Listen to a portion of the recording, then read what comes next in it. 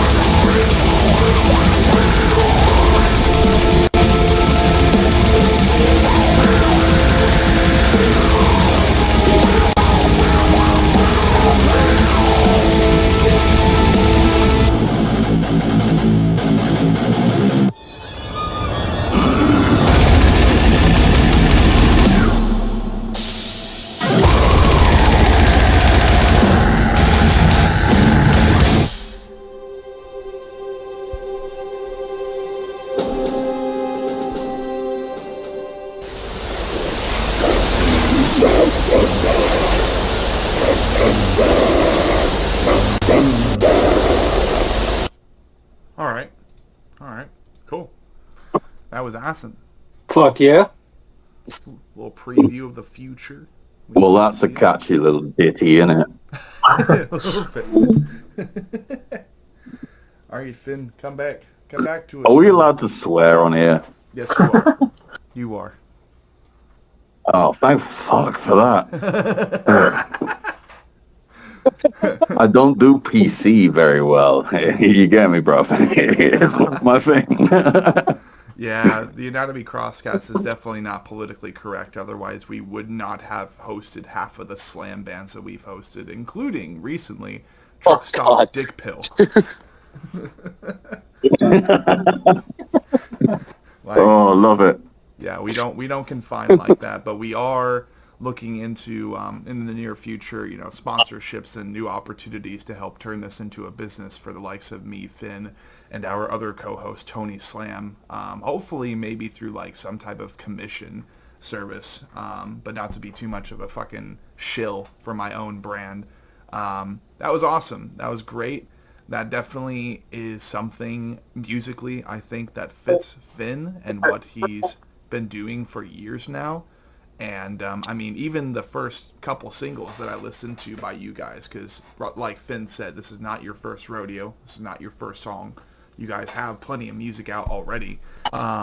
It's definitely awesome to hear this song and hear Finn finally on a track after listening to what will be unheard Warm Shepherd catered singles that featured Finn's vocals earlier this year. Like, and I'm like, yeah, I mean, that's cool. I'm glad he finally sent me those, because it took me a bit to convince him to send me those in the first place, because he's like, don't you fucking share them. I'm like, dude, this is me we're talking about. I'm like fucking FBI secret agent with that shit.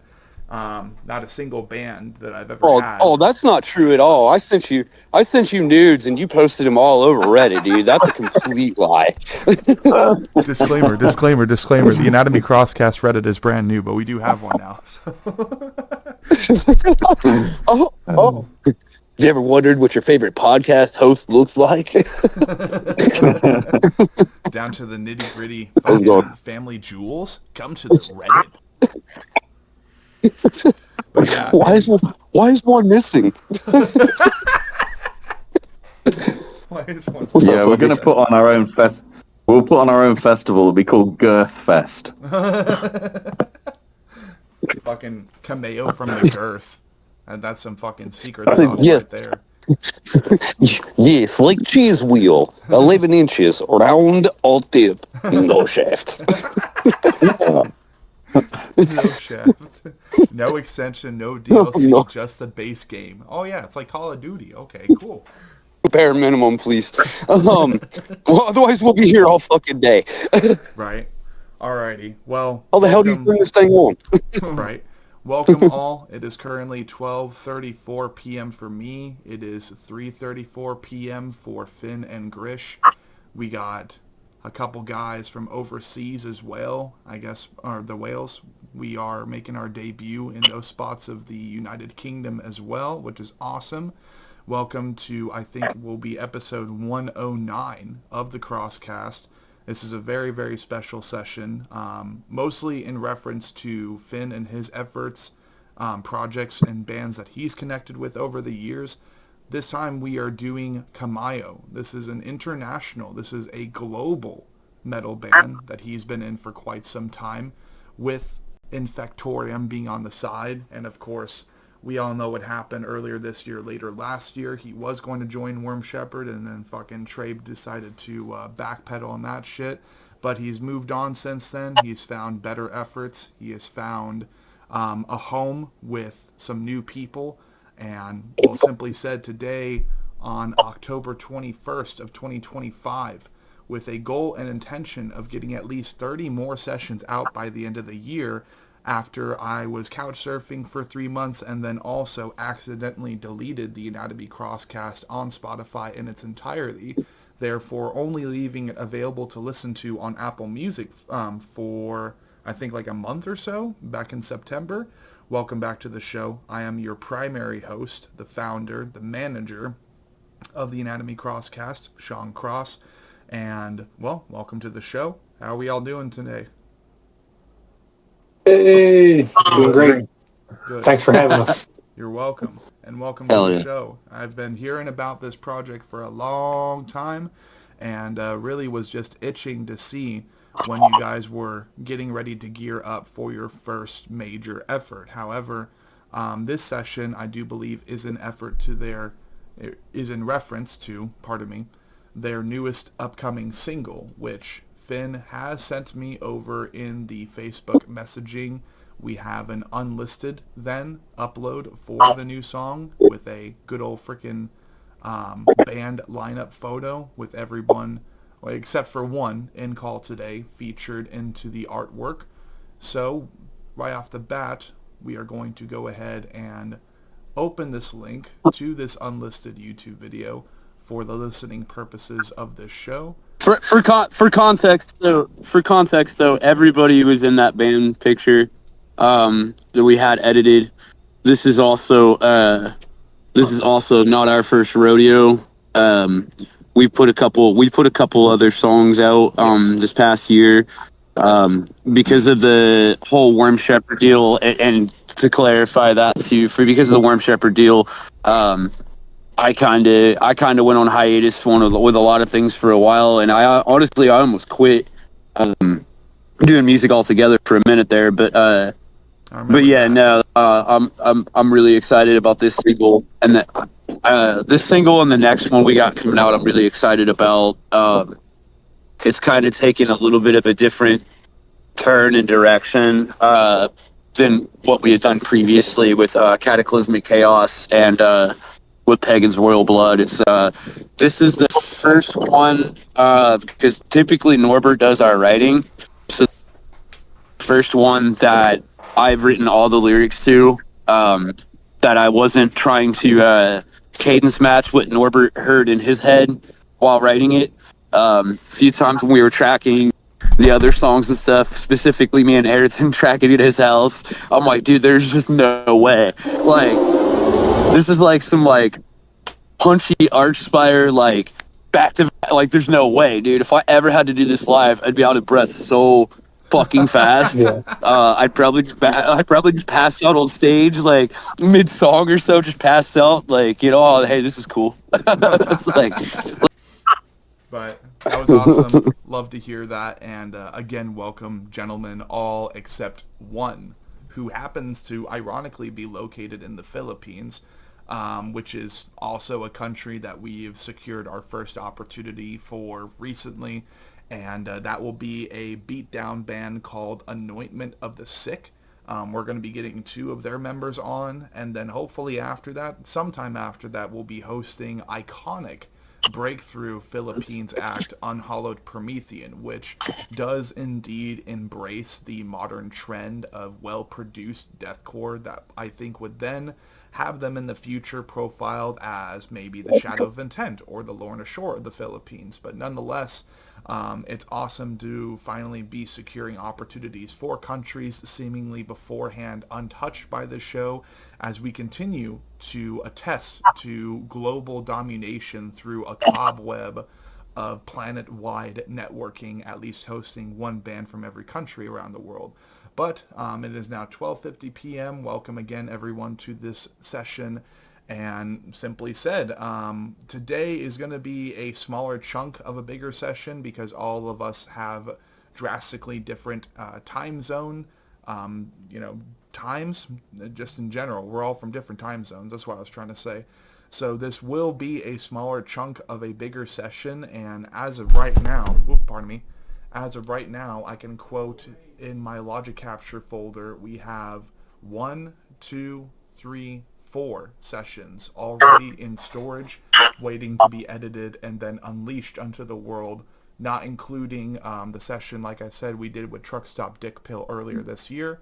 Intestinectomy is a session that's also just about being ready to upload for their latest album, Necrophilic Surgeon Fuck Party. And then, well, after that, the possibilities are endless as we attempt to interview a metalcore band from Spain called Awake Consciousness, definitely the ginger of that region of the world. We have the intention of interviewing a UK local slam band called Worm Infested. There is Anointment of the Sick, Grimness from Germany, which I think is the younger cousin blackened deathcore band to Mental Cruelty for that region of the world. We got plenty of bands that we're planning on hosting here in the near future, and it's not going to stop, because to me it seems that we can't afford to stop. And this is not even to begin mentioning the bands and artists that co-host for Slam and Hip Hop artist Tony Slam will be looking to co-host, or will be looking to host in solo sessions. That way we can see if perhaps his Crosscast or his version of the Crosscast actually does better than mine. After all, I milk out commentary like I am doing right fucking now. So let's move on from that, right? And welcome, gentlemen, to the show again. Hope you all are doing well. Finn, as per your request of us keeping this as compacted as possible today, how would you prefer that we go ahead and get started with questionnaire? Do we want to just attempt to knock out a brief summary background for one of the members? How do you want to do this?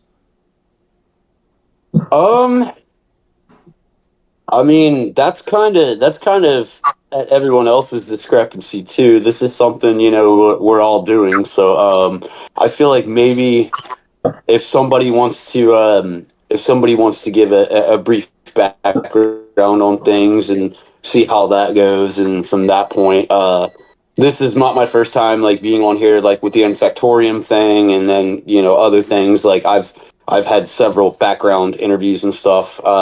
So I would like to, at bare minimum, keep mine extremely brief. and I would also like to give everybody else the opportunity first and foremost, and kind of go from that point. So Absolutely. So in that case, as per Crosscast tradition, really, what I think I want to do for today, being that we have 3 members and 1 member who's also a co-host, he's been on here a couple times, and I mean, really, the daydream for him is to one day under, specific contracts and stuff, maybe even with tattoo clients and stuff, would be to have him do crosscast interviews and maybe even have conversations with these people while he's, putting ink on them. I think that would be an awesome thing to do, and I'm still manifesting that shit because that would be, I think, groundbreaking, but also hopefully not too overwhelming as far as the commentary or the multitasking of doing an interview and having a conversation while doing tattooing. But we'll see if that ends up occurring by the end of the year. Gentlemen, in that case, let's go ahead and do step 1 of the Anatomy Crosscast. You don't have to take too much time to do this whatsoever, but if you haven't had the chance to listen to any of the so far re-uploaded Crosscast sessions in the context of October 21st of 2025, what I would like you all to do is go ahead and introduce us to you by name, or maybe as per our guest from Wales, who is currently masked. Maybe you have an alias you would prefer to go by instead that everyone knows you by. But what I want y'all to do is almost on an elementary level, or maybe even day 1 of school in middle school, high school, the last couple sections of free education for y'all, right? Because I know it's different for everybody around the world. What I want you to do is pretend as if it is day 1 of class and you are simply introducing yourself by name, what you do in reference to the importance of the session, which would be Camayo, and then maybe go ahead and tell us a fun fact about yourself. I know that sounds goofy as shit, but we haven't really gone down the fun fact rabbit hole or route just yet. So let's go ahead and do that. Anybody who wants to go first may. I'm the newest member, Andrew Calogero, super Italian. I drum, and a fun fact would be at the pretty young age of 16, my first big show was opening. I drummed in a punk band, and I got to open for MXPX and Rancid 2 nights back to back, and it was like 3,000 capacity, and I was literally shitting my pants. That's a good start. That's My dad Nice. had to talk me down backstage. He's like, you got this, and just get past the first song. I did, and it was fine. So. Right. Hell yeah. That's a great start. Thank you, Andrew. Who's next? Okay, I'll go. Yeah, I'm Ads. I'm the second newest member to Camayo. I play guitar, and yeah, I've been playing way too long to let you know, because you'll find out how old I am. Yeah, an interesting fact about me is that I've been doing martial arts since I was 6 years old. I'm an instructor, and I've worked in the security industry for many years as well. I also teach the courses for that as well, so fun. Fantastic. Thank you. Next. Thank you. Oh yeah, and I'm from Wales in the UK. There you go. Oh yeah, soda. Okay. All right, I am Ayrton. I play the bass guitar. I've been playing for over 25 years at this point. It's not such a fun fact, but I also have been playing drums since about 2018, and I like to do vocals such as Mongolian throat singing. Fuck yeah. Yeah. So do I. He's damn good too. No, I've seen a couple of them. You're pretty good, man. Thank you, dude. Are we to explore Yeah, I remember, throat singing and Camayo in the future? I think that would be pretty fucking sick. We do have some Mongolian throat singing intros already, but that was not me doing it. Norbert had already, I'm not sure where he actually got the samples from, but there is some in there. Snuck in. Fuck. All right. yeah, that's definitely been a thing that's been talked about before, and then a few things that since the song isn't released and this won't release for a little bit, there's some other stuff that we've talked about in the group chat as well. Because of Norbert's history of his country and history of where he comes from, we've talked about incorporating some roots involved with the history, his history, certain things in my history. I've talked about like dropping little hints and stuff here, that kind of deal. So I think we could also expect some not only Mongolian throat singing, but we can expect some very peculiar things happening at some point in the near future. I'm trying to convince Ayrton to do a banjo solo. Would be kind of do a banjo solo or a banjo breakdown.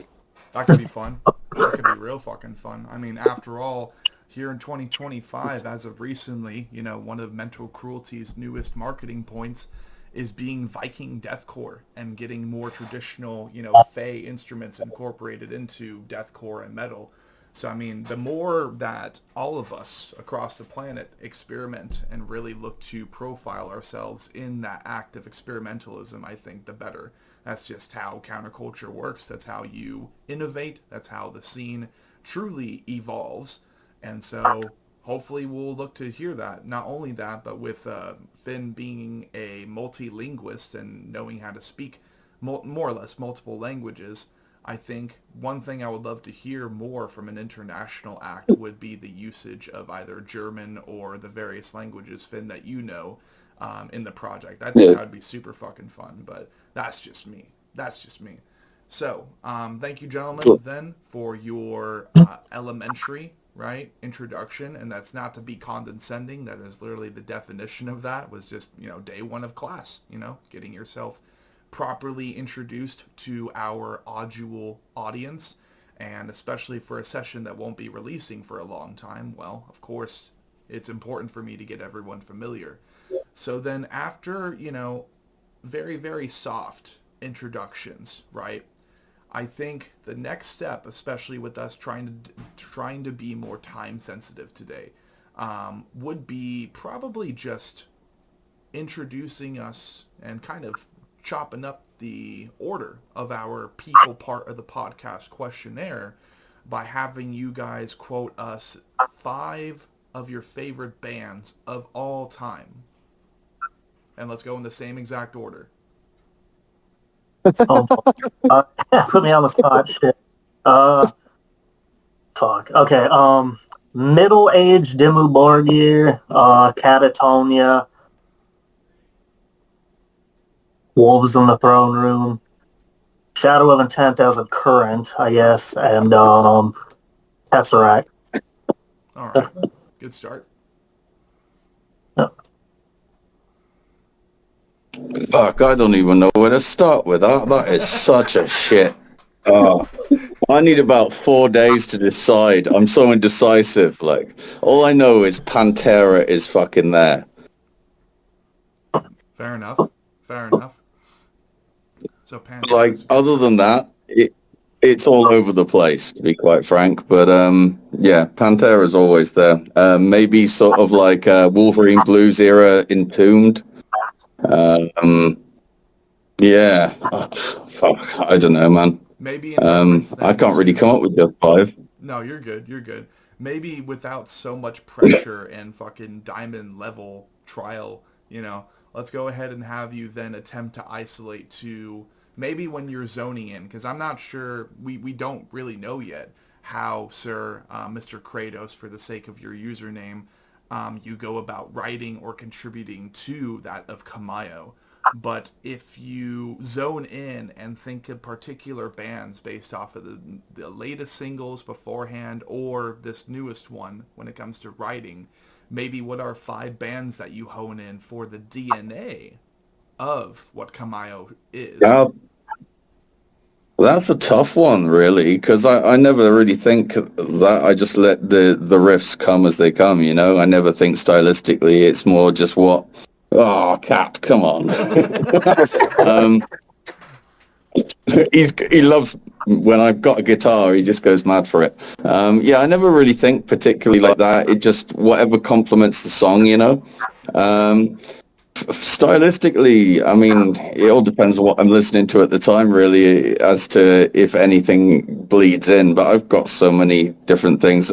Certainly, a lot of like the old school black metal is definitely in there. Maybe like the likes of mid-era Immortal when they were a three-piece. Things like that with that real epicness. Norbert, who's the mastermind to this whole thing. I think he brings that to this. I hear it like a lot of people. I focus on my part, and then I hear it in the context of the whole thing, and it's huge. So yeah, it's got that epicness. Maybe even like a really early era Cradle of Filth or something like that. Okay. When they were good. That cruelty in the No truer words have ever been said. Well, let's see. Yeah, for me, Oh, yeah. Ayrton, go. For me, I'm not sure that I could really nail it down to 5 bands, but like growing up, for instance, the first band I really got into was Green Day, and then I kind of got more into metal. My oldest brother got me into like Static X, System of a Down, Korn, Slipknot at a very early age. As I got into high school, I got into even heavier metal. I got into Cannibal Corpse very early into high school, like a freshman in high school. And that really led me down the death metal path and deathcore and all the things that are now. Some of my more recent favorite bands would be like Archspire, Rings of Saturn, Shadow of Intent. Black Dahlia Murder has been a huge band for me since high school through, now. So yeah, that's more than 5, but those are kind of the major bands that have shaped my musical integrity, as it were. Right. Well, let's see. Maybe this would Curse you and your succinct mind, Ayrton. Damn it. You should... I wish my brain went, oh yeah, I can do that. Well, maybe too. You get. Oh, Finn, go. I was gonna say you get used to it. You kind of fly by the seat of your pants, man. You're just like, yeah, words. Words are fun. Well, let's see. Maybe from a marketing approach, right? Because you all, at the very least, are members and participants in what is an international project that networks and connects the world in a very, very unique way. And like I vocalized in the chat, right? Not only is this an international band, but this is an international band that then connects and networks the Anatomy Crosscast to some of its most important countries and regions of the world as far as networking. We got Kratos, who's from basically the UK. He's based in Wales, right? We got 2 guys based in, 3 guys based in the United States, and then 1 guy in the Philippines, South Asia. Those have indeed been some of, I would quote, Southeast Asia and the U.S. as far as episode count, really. But then Southeast Asia with Norbert, we've already interviewed bands from Malaysia, Central Java, Indonesia. Like, Southeast Asia is a big country for metal. And that is why I heavily anticipate getting Norbert on the show. That way, if I'm understanding him correctly, to be the founding member of this project, right? Yes. Right. Yep. So then, Yep. him being the main mind and this being his mind child, then going global, like I said, it will be very fascinating to acquire his commentary, even if we have to use like Google Translate on our phones, and then I have to listen to these translations super close or pretend to listen super close, right? Just in reference to I can hear everything, right?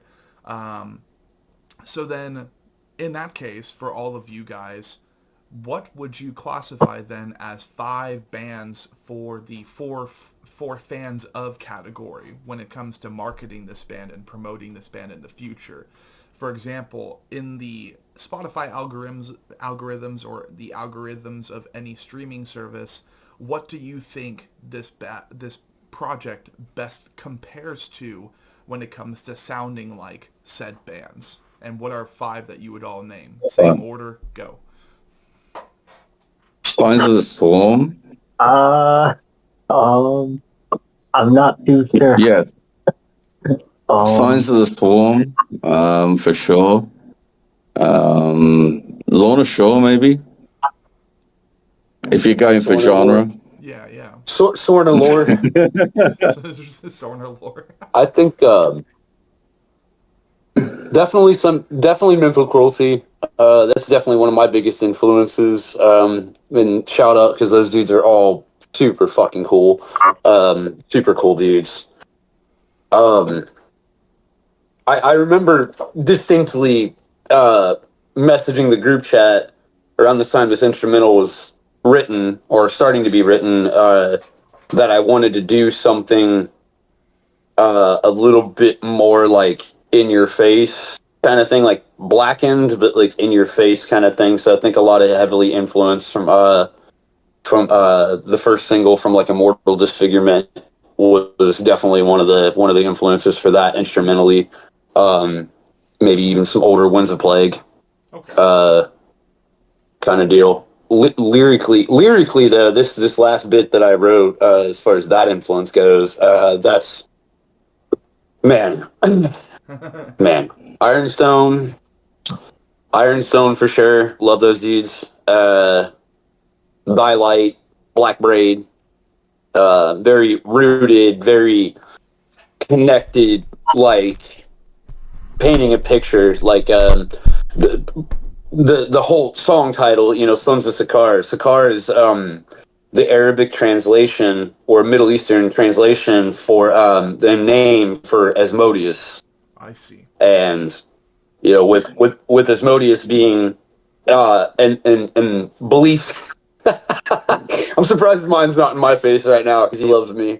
But with Asmodeus being, in scripture being, the king of demons, and all of us having that duality as a human, both being good and evil, we're just human nature. We would all, in theory, be, children of Asmodeus at that point. In my personal take on it, so. That was kind of the take on that, and that was very long-winded, and I'm terribly sorry, but that's the best way that I can describe my part in it. That's fine. That works. Let's see. And that, I don't know. Ayrton? I would definitely say something close to a Shadow of Intent, where it's got very heavy breakdown type stuff, but there's a lot of orchestral parts weaved in there as well. Some intricate guitars, very sick lyrics, very sick vocals. Yeah, if I had to name one band, I'm not sure that I could name five. I'm kind of horrible at that. No worries. Yeah, that works. All right. And right now, I mean, let's see. How far are we into this? We're about 37 minutes into it. I mean, if you guys want to, we can go ahead and then conclude exclusively for now. And then, in the near future, maybe we'll just go ahead and return, maybe even a week from now. Hell, let's do that. Let's go ahead and attempt to return a week from now and maybe have a more, not at this time specifically, right? Because like I said, we all have different time zones, but maybe earlier in the morning or something. I'm not sure. We'll get all that figured out. But I do think then that in respect to you guys' time and schedule, that will be a good place to end it for now. But I look forward to piecing this together. I hope you guys do as well. And who knows, maybe we'll arrange it to where this episode of the Anatomy Crosscast releases like maybe a month early, a week early, something like that. We'll get it figured out. That way this could be one of those cross-core Patreon exclusive episodes. And then I would just basically do split profit between me and the band, or in reference to Finn having introduced me to this opportunity. Most likely in that case, he will be getting the commission for however big the session ends up being. But we will see you guys at a different point. Awesome, Thank you man. for your Honored. time. You're welcome. Thank you. Oh, man. I wish. Good morning then to all. Welcome back to the Anatomy Crosscast. These guys have apparently been in video call for a little bit before I even woke up. But that just means that they got nice and cozy in conversation before I even got here. So we love to see that. Norbert, welcome to chat, sir. It's nice to have you here, sir. Hi. Hello. Hello. Thanks for having me. You're welcome. You're welcome. When they Hello. when they first told me that essentially Camayo was a band that was My guy, I don't know why international my in the hold means on, hold on. of the Philippines, the UK, and US territories. And this was like mainly from Finn. I knew I had to have you guys on eventually, but it seems that now is the best time with Sons of Sakar coming out on Halloween. And we're Yeah. trying to make sure today is going to be a big day for this show because we're doing this session. I'm doing a session with Chase Wilson of Sulfur at from 1 to 1:45 p.m. And then later in the evening with Halloween costumes and everything, so I gotta get dressed up for that. I'm actually going to be doing a session with a band I've had on before called The Human Tragedy because they got a new album. They got a new like 7-track album coming out on Halloween. So today's going to be a busy day. Hopefully tomorrow will be just as busy. And, we continue to re-upload the rest of the Anatomy Crosscast. But part one of the session with Camayo, part one of the first date session with Camayo, we ended up asking and doing kind of like the elementary introductions and stuff. So if you want to, Norbert, obviously you're the founding member. This project is your mind child. If you want to, what we'd love to have you do is go ahead and introduce us to yourself. Obviously, we know you as Norbert, and go ahead and tell us your role in the band, and maybe a fun fact about yourself. Yeah. Hello, guys. So I'm Norbert Chuan from Philippines. I started this band for like a couple years ago, 2023, I guess, or 4. No, end of the year, 2023, right? So at first, at first, I'm just only one making music at the time, and then looking for members. I'm a local artist in my place, but I tried to show them my art, my music. I don't know if they're interested or not, so I tried looking bandmates on the internet, and then I found Ayrton, and seems like he's really interested. And then after that, I showed him my song. Can you make a bass line for this one? And then after a day or few hours, he showed me that his fucking talent is fucking great. And then, you know, he this guy is a monster and this kind of craft making bass lines. So yeah, sure. So the time there's other vocalists before Finn came, and then then yeah, we tried to continue making music. So I am the guitarist and also the composer.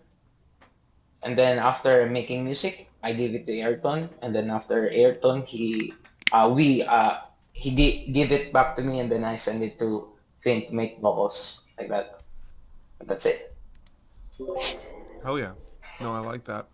And sometimes when it comes to these international projects, like it really just slingshots off of the creative mind, getting a bass line down, and then later on in time, after other vocalists participated but they didn't end up sticking around, finding a frontman like Finn is difficult, whether his extravagant, just aesthetic, his presentation, or his vocal spectrum, having a lot of black metal influence, as well as some MySpace deathcore influence, as we all know, with him being one of the co-hosts of this show. Um, it's a damn beautiful thing, and he's a very beautiful person in the world that he's trying to become a part of, and he's been a part of. What am I saying? He's been a part of this world for a long time. Um, but when he's not doing this, he's doing public speaking. He's doing a tattoo shop. He's participating in the occult. He's got this weird ass mask with his sigil on it. He's just become more comfortable in his non-human skin. He's like dancing a little jig and shit and everything. But love to see it. Love to see that he has become a part of something really, really big and a part of a group compared to the other things he was doing before, where he feels like he can actually get some shit done. Like in Victorium, that was like his solo thing, and he had someone helping him write instrumentals and shit. But for the most part, that was him. That was all him. And he had his other like extricated. He had other bands like the Mid Six, other super groups that he was a part of. He's really been doing his homework and trying to just jump into as much stuff as possible, despite how busy he already is. So I love to see it. But thank you, Norbert, then, for a kind of brief summary of the roadmap, then, of how Camayo was assembled. So, pardon me. Good morning again, everyone. It is currently 7:19 a.m. for me. I was meaning to get this shit started at like, I don't know, 4. But here we are. We're still here. And that's a lovely thing. That means these guys have been just kind of chit-chatting for a good chunk of time already. And I do apologize that my negligence had you guys here in chat before we even started session for a long time. That's a first for me. But nonetheless, we are here. So, if anything, Norbert, I wanted to ask you a couple questions then. I would say mainly catering to that of, like, maybe your participation in instrumentals and stuff. Throughout your musical journey, have you ever picked up any instruments, participating maybe in other bands, or? Yeah. So before I started this band, I was in a punk rock band named Black House Opera. So that band started when I was a year in 2009 with my classmates, with my schoolmates. So I think that band is just a hobbyist, and then there's no goal to have an album or like that. Just to have fun, having gigs like that, make friends. But for me, I wanted to make a music myself, and then to make an album. So I have a goal, and then that's why I created this band. And then after inviting Ayrton, because I don't have any connections on my area, so it's really hard for me to make a metal band. And also, I'm always out of the country because of my job. I work as a uh, out of the country. And Right. then Ayrton just showed me the profile of Finn, the Orc King. I mean, the Orc King, and then we can make him a vocalist. So I tried to listen to Infectorium, and then I said, "Oh, Ayrton, don't give me high hopes. He's really good for this band." And then, yeah, luckily we have Finn now, so he agreed. And then after that, we need more power of on our music. So Ayrton also have a connection on other band on Confession of a Serial Killer. Oh, yeah, and then he invited Adam. So he's a really good guitarist also. That's why. And Finn also invited Andrew to make our drummer. And then that's it. Hell yeah. No, I love that. Now we're here. Now we're here. Exactly. And technically, this will be our first session with a project that originated and therefore technically is based in the Philippines. Quite ironically, I agree with you. It's hard to network with musicians over in that specific country over in Southeast Asia. But what's really nice is that on November 7th and 8th, we actually will be doing our then, as of this one, second session with a project or band based out of the Philippines. It's a beatdown band called Anointment of the Sick. And then after that, And Yeah. So there's Anointment of the Sick, but then after that, was it? We got Crosspaths, which is a band that like they're familiar with, and the first ever one we reached out to that happened to be based in the Philippines is actually Unhollowed Promethean. We have yet to coordinate that session, but really, oh, yeah. Yes, sir. bro, what a small world, bro. The guitarist there, also the composer, is my childhood friend. That's awesome. I love that. His name is Jan. Yeah, and Howard Promethean. Yeah, awesome band, cool band, man. Yes, sir. And Jan. I await the day that maybe they are more comfortable and are ready then to jump onto the Anatomy Crosscast. I'm if not this year, I'm hoping it'll be next year for sure. Because I know that they have some stuff cooking up behind the scenes, and I think since that of 2021, so that means it's been 4 years, if I'm remembering that correctly, since they dropped their first kind of extended press EP. But I know that they're cooking up some shit behind the scenes, and I mean, really, as far as I'm concerned, our networking is going to kickstart with Camayo, Anointment of the Sick, Cross Paths, and Unhollowed Promethean, and that would then already be 4 different sessions based in that country. But it seems that whether it's Spain or Southeast Asia with countries like Central Java, Malaysia, Indonesia, it just, we always seem to be migrating or gravitating more towards those countries. And therefore, I'm like, well, if bands that we happen to be interested keep on being located in those countries, well, of course we're going to continue reaching out to them because if not a U.S. demand, then absolutely that's one way that we can fulfill a global demand instead. So Yeah. in that case, sir, getting us introduced then to the Philippines, right? I would love to jump into the part of this conversation and quote it as location, right? That would be the topic.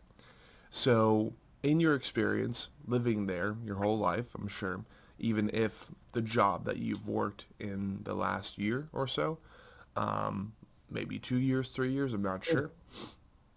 Even if when you're working your job, you're not even in your country, you're not even in the Philippines.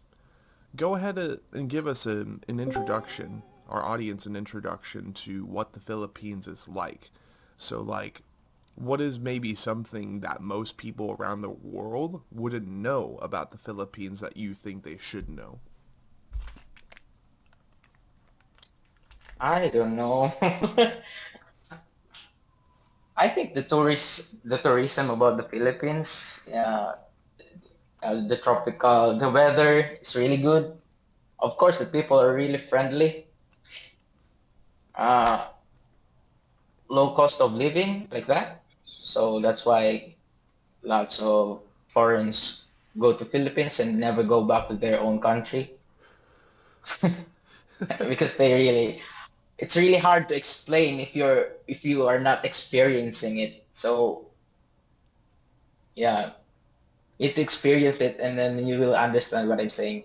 Fair That's enough. all. Fair enough. And I do remember it being vocalized at the very beginning of this session that like certain members of the project have been encouraged to relocate to the Philippines for one reason or the other, but you know, mainly just to make things easier for everyone. And imagine an entire the what is it, 2 alternate countries worth of people migrating over to the Philippines. Then I've heard that in reference to the respective economies of the UK and the US, you know, at least for a little bit, those who might move over there would be kind of rich. You know, they would Yeah. have themselves set up for a little bit. And then, you know, as they get more comfortable in that tropical climate, then of course they would have to kickstart in a gear and see what they can do, let alone dual passports and stuff. So, like, maybe that's a question that we can ask. And I don't want this to be a podcast where we start getting into the 80-year-old questionnaires, but Like, maybe this is something that people don't know about, and I sure as hell don't know for sure how it compares. But, like, not to give myself too much a pat on the back being over here in the United States, but, like, how much is a U.S. dollar worth over there in the Philippines? I think for now filming, I think it's 58 pesos in $1. So that's the exchange rate for today's while recording this video. I see. You also got to consider the cost of living there as well, though. That's very true. Cost of living. For example, you can rent a house for like 100 or 200. No, not a house. A studio type, 100 or 200 bucks. I don't know how much in your country Okay. per month. Per month. Right. Maybe we can look that up then instead of like just last minute. Hey, how much is a U.S. dollar worth over there? um, so Philippines currency. And this is just like to put it in perspective, perhaps why Norbert is like, yo, you guys should move over here. Okay. So, damn. Holy shit. Yeah, no kidding. Okay. So, a Philippine peso is like 0.017 on one US dollar. So, yeah, fair enough. You would at least have like shit. That kind of caught me off guard. Because if it's 0.01, if it's 0.017 for a Philippine peso, damn. Yeah, That's that literally means like, slightly over a penny. 0.017 yeah, would be, yeah, right over a penny. damn. Okay, For example, one or five sticks is equivalent of $1. Marlboro in Philippines, damn. Okay, 5 sticks is equivalent. Yeah, like that. huh. Well, that definitely puts it into perspective. I might be tempted myself one day to migrate and like just kind of switch up lives and stuff. Because I know that one day I definitely do want to travel over to Japan. Because I understand that more or less with Japan, how they regard currency is like 1,000 yen over there. I think would be like $10 or something. So literally, they just take that decimal out of there to make the money sound like more.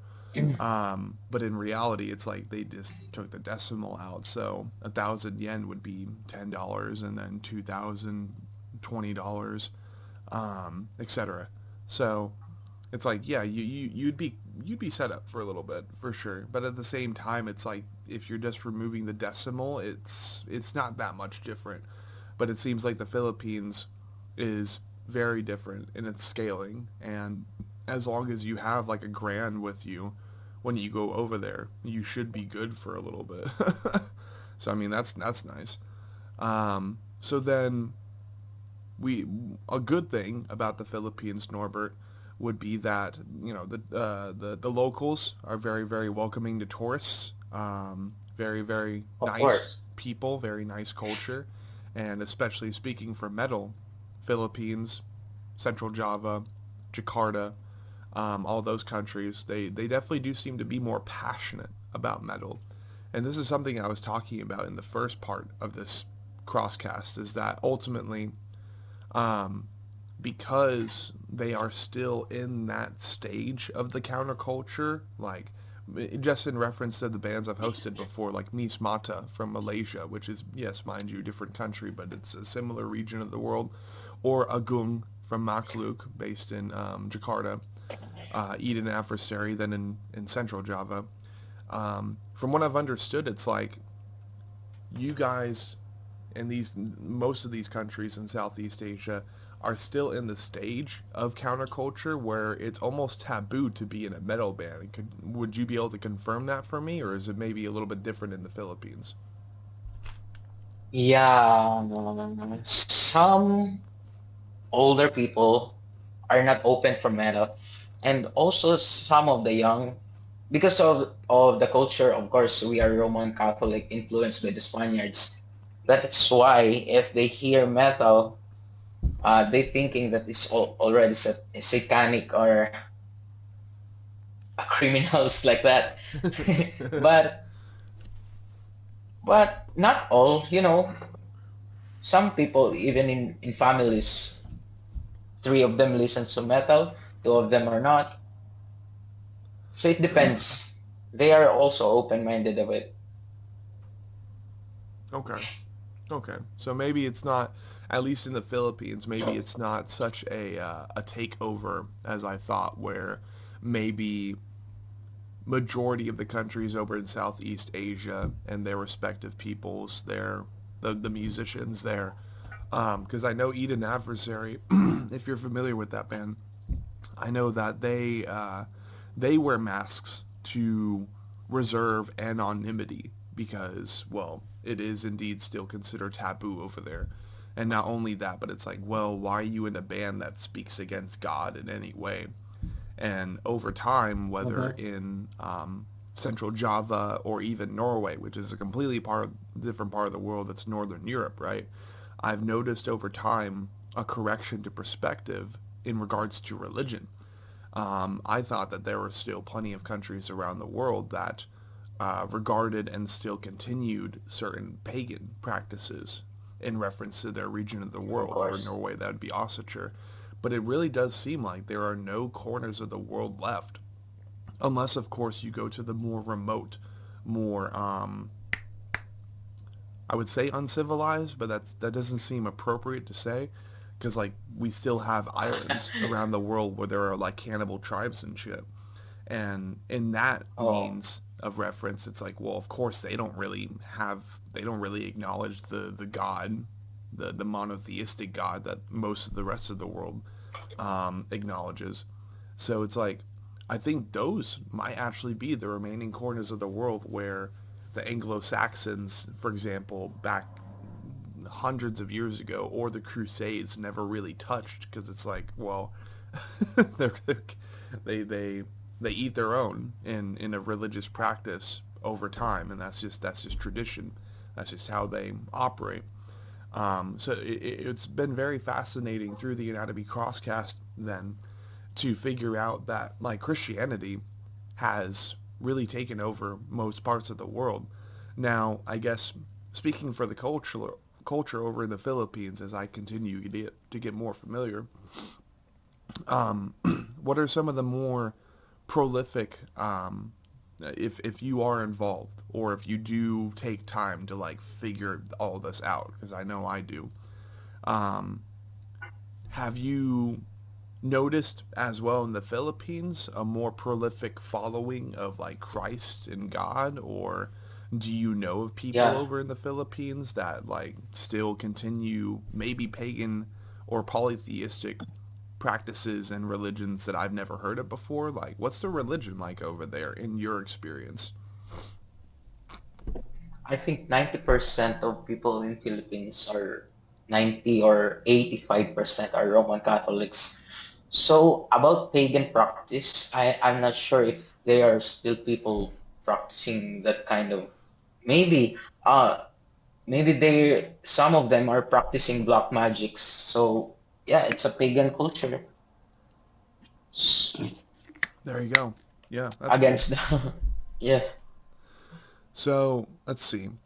So we've been speaking about, like, you already spoke about what you thought to be the better aspects of the Philippines. So of course, not to scare off any future possible tourists that happen to listen to the show or Yeah. something, but maybe just out of a sense of transparency, right?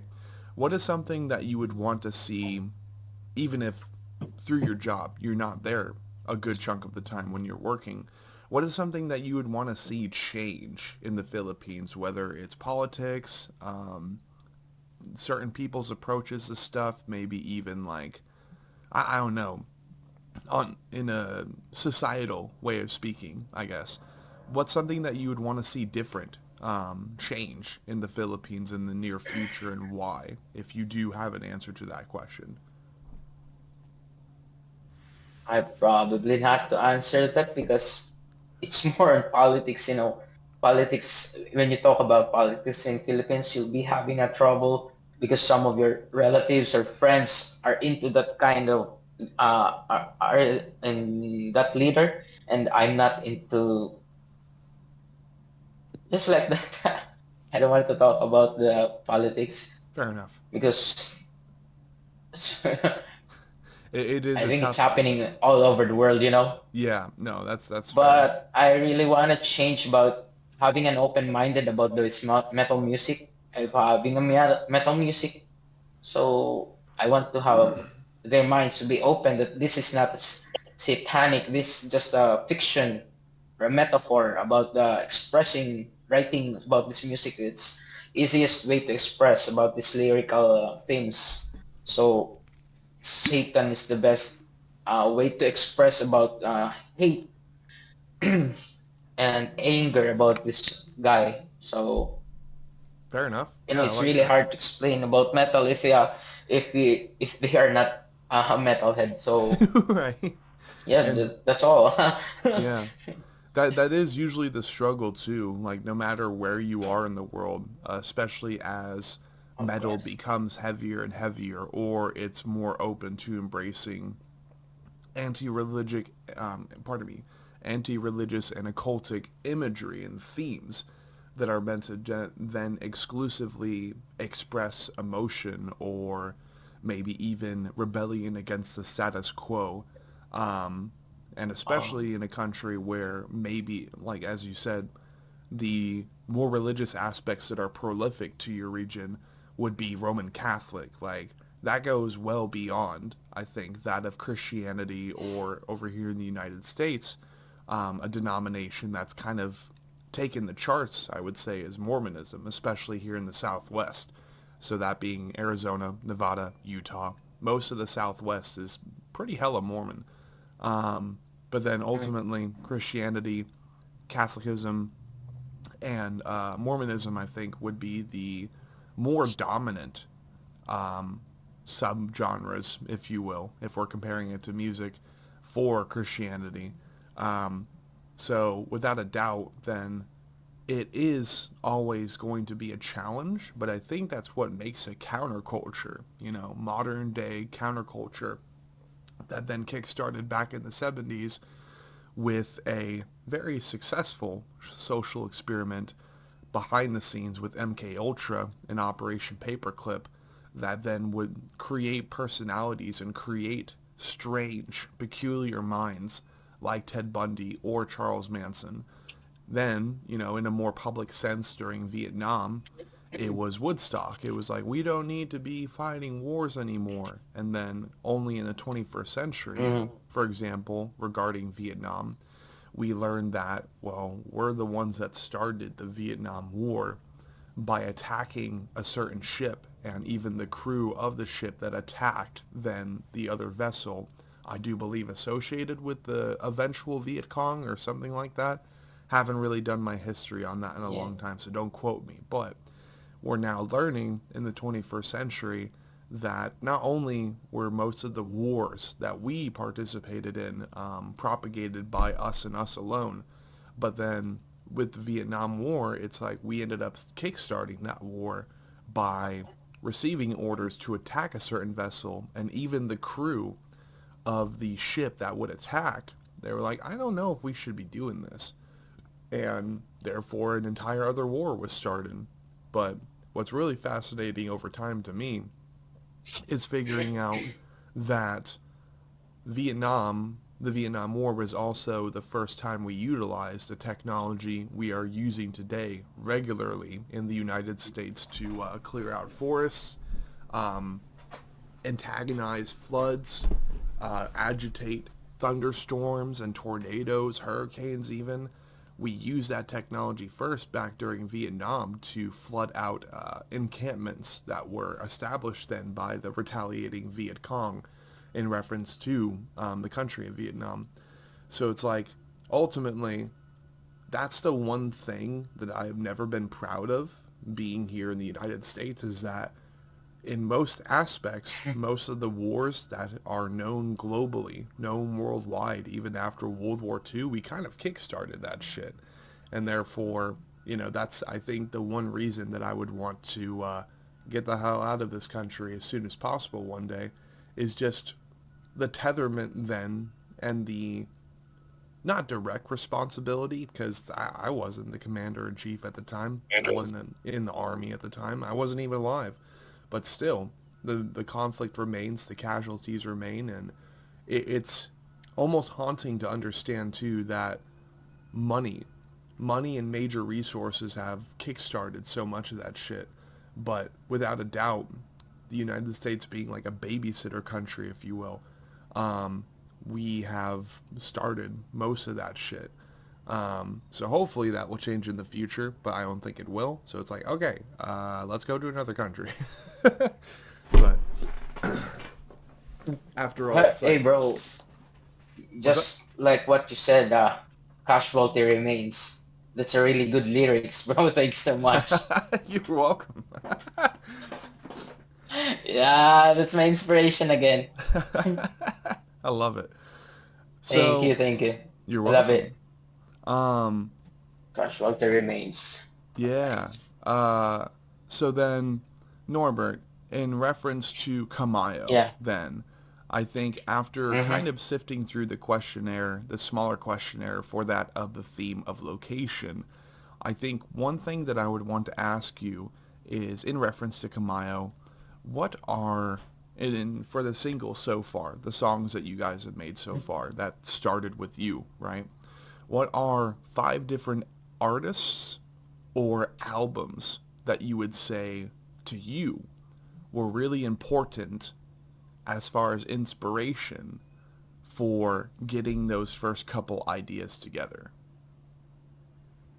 Oh, so 5 favorite albums. Of course, my influences making this.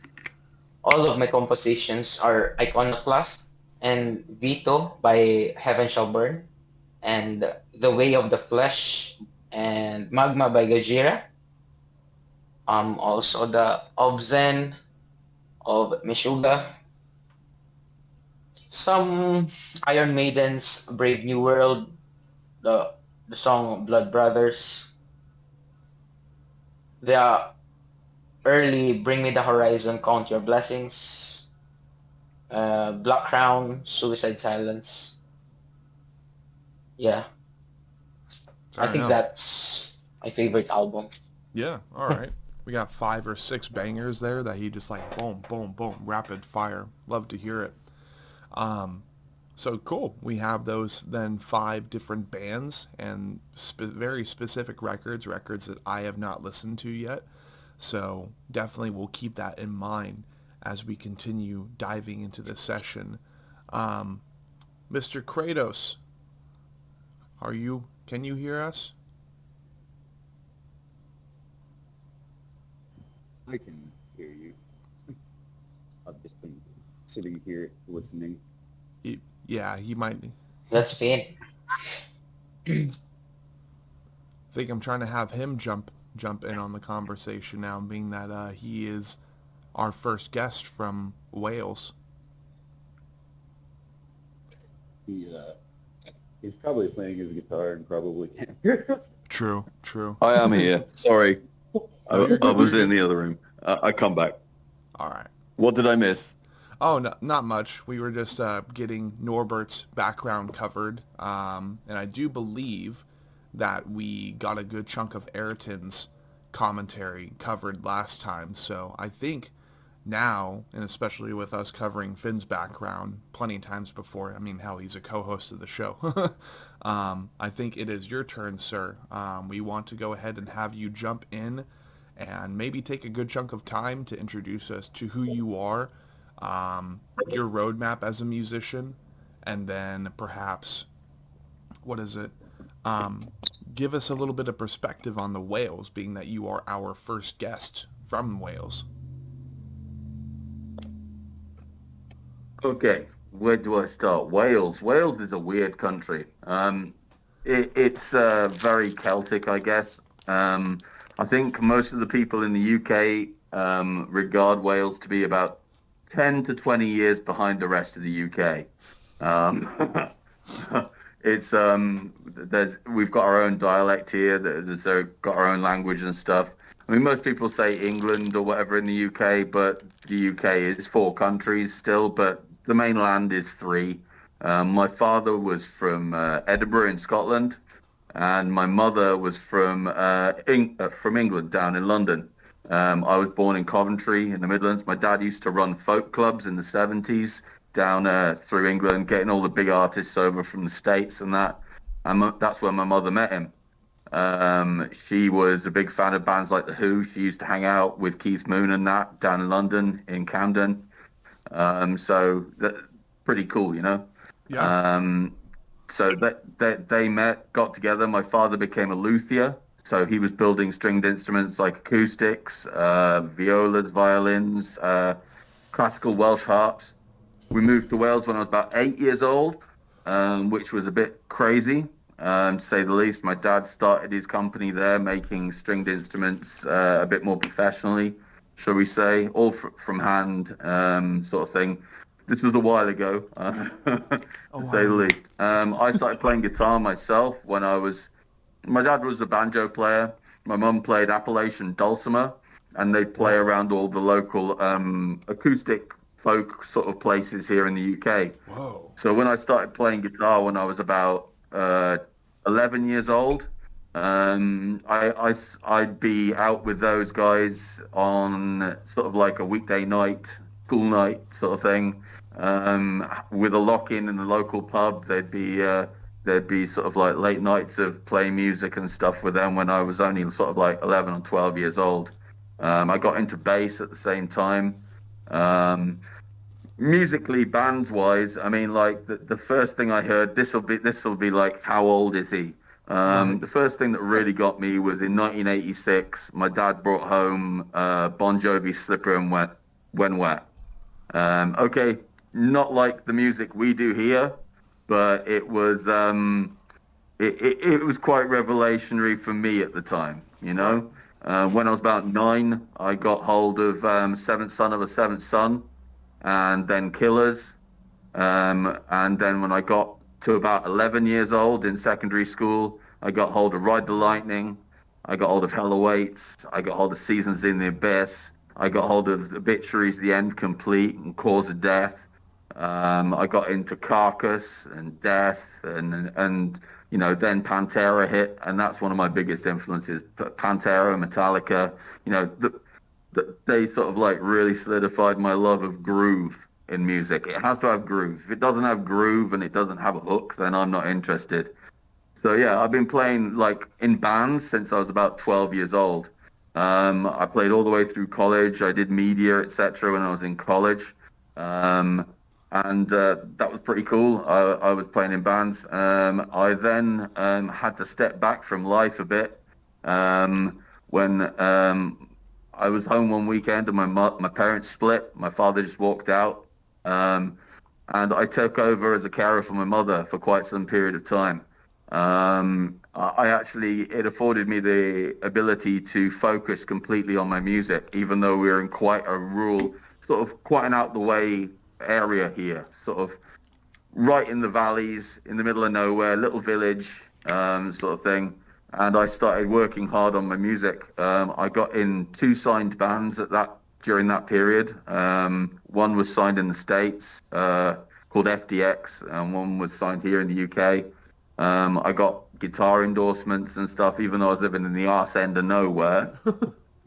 I still managed to sort of make the things happen that I wanted to happen. And we played all over the UK. Then about 6 years ago or so, maybe 7 now actually, within the space of about 2 years, both my parents passed. I've been caring for my mother for a long time, and sort of just rebuilding things with my father. They both sort of passed. I lost my family home and I moved to the nearest city here, and then everything changed quite a lot. I think it was about 18 months after that COVID came in. I started to talk to people all over the world trying to develop music. Yes, I'd already been doing that through the signed bands, etc. But actually working with people on the other side of the planet, making music was a different prospect. That's where me and Ayrton met, and we progressed and have done a few things together ever since. And we're working on things countlessly, all the time. I'm in several acts at the minute. One here in South Wales that's been doing quite well. Camayo, obviously. And it's just, music's my everything, literally my everything. Sort of outside of doing music, I don't really have a life. I'm not one of these guys that goes out clubbing and drinking and stuff. Can't be asked for that. It's boring to me. I like to hit a stage. I like to go crazy. I like to be the one that's setting the pace. You know what I mean? Yeah. And there's no sitting on my laurels, resting on my laurels in life. Life's short. Carpe diem. You know what I'm saying? Yeah. So sorry for dragging on, but No. That was exactly the way that I wanted you to proceed. Honestly, it's just like not taking not speeding through the roadmap, but getting a precise message and just mapping out your journey so far. You did it perfectly, honestly, and it's a lot of information to take in.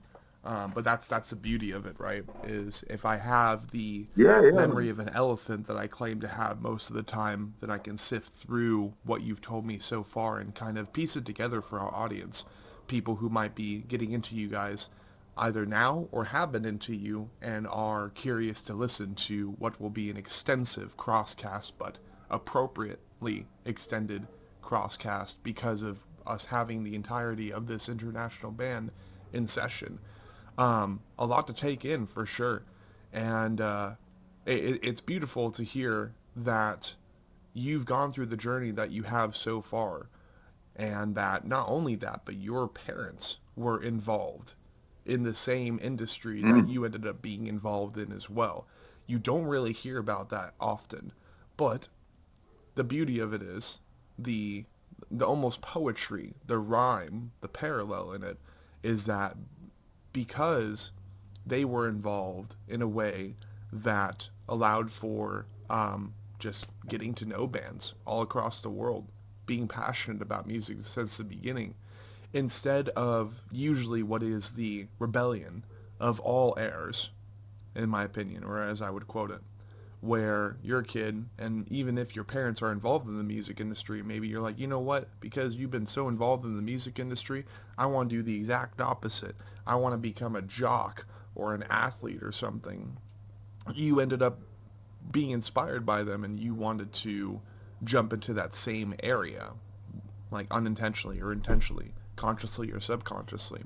So in that case, you mentioned a good variety of artists, including Bon Jovi, but I wanted to touch back on some of the festivals and hosting U.S. musicians and stuff you mentioned your father was doing back in the day.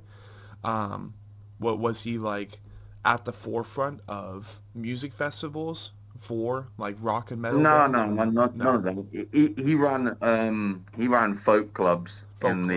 in the '70s through the Midlands in England, sort of Okay. thing. Not like at the forefront or nothing like that. But he'd have American artists coming through, and that's a lot of the sort of stuff I was brought up on. When I was a kid, I'd hear a lot of the early folk stuff at the same time as hearing things like Zappa and Little Feat and all sorts. There'd be a variety of stuff, which was, I think, very healthy. My parents hung around with, along with musicians, there was a huge multitude of bikers. We have the Hells Angels here, but there's also the National Chopper Club, and the NCC is pretty big here, so they were friends with a lot of them. So I grew up in very dense, smoky rooms filled with lots of bikers and musicians, even when I was like just a toddler. So yeah, it was cool. No, that's awesome. That's awesome. It's definitely a different environment to be raised around in. But like I said, the fact that you ended up welcoming in it with open arms and would embrace it later on in life, in a way, is really charming. And I would say it's even inspiring because I know that usually the balance and the approach to being involved in the music industry, but also attempting to balance that out with the family life. Well, at least since the first phases of metal or heavier rock being integrated then into the real world, right? Once upon a time, it was kind of a joke. It would be laughed at to want to make music your living, to want to It make was very much so when I was in school, man. exactly. I remember being in my science class. We had an Indian science teacher. He was a really nice guy, like. But when he asked me, because I was in the top sets for everything in school, um, I was lucky to be reasonably bright, and he asked me what I wanted to be when I grew up, sort of thing. And I'm like, I want to be a musician. And he just laughed at me. He goes, no, seriously, now, what do you actually want to be? Tell me for real, that's going to get you nowhere. And to some extent, he wasn't wrong. The industry is a absolute bitch, but once you've seen certain aspects of it, it's more about getting the right people to work with in order to crack that bitch, and really sort of be able to get to that next stage in the industry. Like people like Ethan and Norbert have the drive and the focus and the knowledge to be able to crack that, sort of. It is such a hard sort of shell around the industry with social media and all the different aspects that there are to be able to get noticed in this day and age. So, I think it's absolutely key to be who you work with more than anything now. Oh, absolutely.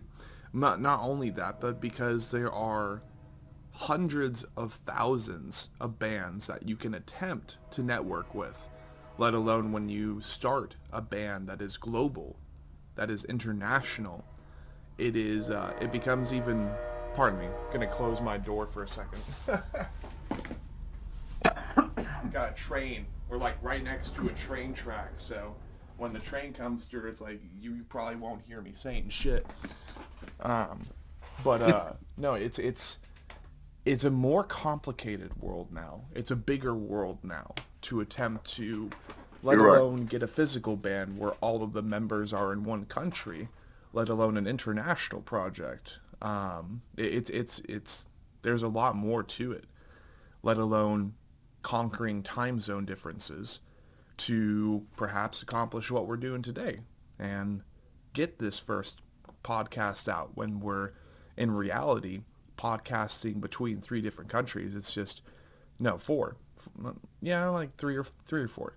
Um, it's a different animal, but nonetheless, when you're able to find the right people, you're able to find that soft spot. You're able to poke through the membrane of all those obstacles and complications. And then if you have people who are on their own, just very distinguished or distinguishable personalities, that just makes everything better. When there's passion, when there's authenticity, and they also have prior experience trying to play the game of being a band, well, that just makes everything better. So then in reference to Wales, right, I think it would be a wonderful thing for the Crosscast audience, which seems to steadily be climbing now that we have most of the show re-uploaded, which is really nice to see. We don't have any monthly listeners just yet, but we're getting there, and that's what's important. We got to build back up to that 140 from the first upload process, after all. So questions regarding location, these are mostly the same questions that we ended up asking Norbert about the Philippines. What is something that you really enjoy about Wales, whether the people, food, culture, any of those aspects, any of those topics? What is something that you enjoy about Wales, and what is something that you would like to see in a societal aspect with Wales? Uh, How not to broach politics or anything like that. I love the countryside here. It's a beautiful country, beautiful place to visit. It really is. You know, the coastline. It's really picturesque. You know, very pretty place to live. And some really lovely places to visit. You know, some of the town sides along the coast are just stunning. Something I'd like to see. A little bit more open-mindedness. I don't want to go more in depth than that. I live here, but yeah, a little bit more open-mindedness. Yeah, that it's an interesting place to live. I've got nothing against the people or anything like that. I'm not one of those people. Like it's just yeah, it can be a little bit of a tough place to live sometimes. It's not exactly a embracing place. I moved here at a point where the Welsh hated the English. So yeah, it's like okay, it was probably like the late '80s, early '90s when I moved here, and there was a Welsh nationalist party. They go around spraying their symbol all over houses. We had a load of that trouble when we moved down here. You know, I was one of like I think 6 English people in my secondary school, so there wasn't many of us. You know, it was all Welsh speaking. Yeah, so a little bit more open-mindedness and a bit more sort of like, yeah. Yeah, absolutely. And you did say, after all, that that Wales is kind of behind just overall. It's an older country. It's been there, and it's probably in maybe mind and philosophy, or even just modernization in a way of speaking, which it doesn't really matter the interpretation. It's more, I think, just with England being an older country, or, you know, all of the countries associated with the UK, you typically see older architecture, you see a lot more older folk, and then on top of that, in my observations, whether hosting Party Cannon, which is based in Glasgow, Scotland, hosting To Obey a Tyrant, which is literally smack in the middle of London, Black Orchid Empire was another one. That was really cool. Paul Visser at Black Orchid Empire was a really awesome guest to have, and we're having him come back tomorrow morning, so that'll be really fun. Um, it's definitely older in a way, like older in mind, older in architecture, and then to possibly reflect certain aspects of society, or it's just the weather. You know, it's more northern reaching, and therefore it's usually colder, it's usually more depressing, and a lot of people immediately are just like, ew, I don't like that already. I've noticed that over time. Understatement. Understatement. Cold and depressing. Yeah, I know that. Yeah, my father's Scots. You know, I've lived in Wales most of my life. Cold and depressing. Oh, yeah. Fair enough. It's like, we could use some more And wet. sunshine, he says. But, Yeah. no, it's beautiful. I love that. So then, you mentioned already a whole plethora of different bands, and I think in the first part of this Crosscast session as well, you did already mention that Pantera is a big influence, and when you're writing music, it's important to have grooves and have something that makes people dance despite the heavier music you're writing. So maybe specifically, wait, no, you know what? I think I asked that question before. So we'll go ahead and skip that one. Um, let's see, 5 favorite albums of all time.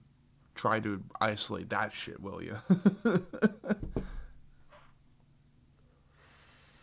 For me, um, vulgar display of power, for sure, for sure. Uh, Metallica's Black Album. I'm sorry, I love that. It's one of the best ever. You know, it's top to bottom. After that, like I said before, I'm really stuck. I literally have a few thousand CDs downstairs. Probably about 4,000 CDs on the wall, and that's not counting the vinyl and the many hundreds of cassettes. So it's really hard to narrow it down. I mean, I listen to everything, Right. everything, all modern metals, everything. I'm really open-minded. I was listening to Enterprise Earth earlier. I had yeah, it's anything. I listened to 12 Foot Ninja earlier. All sorts of It music, varies. anything. Yeah, I think being as open-minded is key. Picking individual albums is a tough one. That's fair. There's certain albums that had a massive effect on me, like Seventh Son, like Killers, Fear of the Dark, like the Black Album, like Justice for All, like Seasons in the Abyss, like South of Heaven and Rain in Blood. There's quite a few, but yeah, just five. Yeah. Yeah.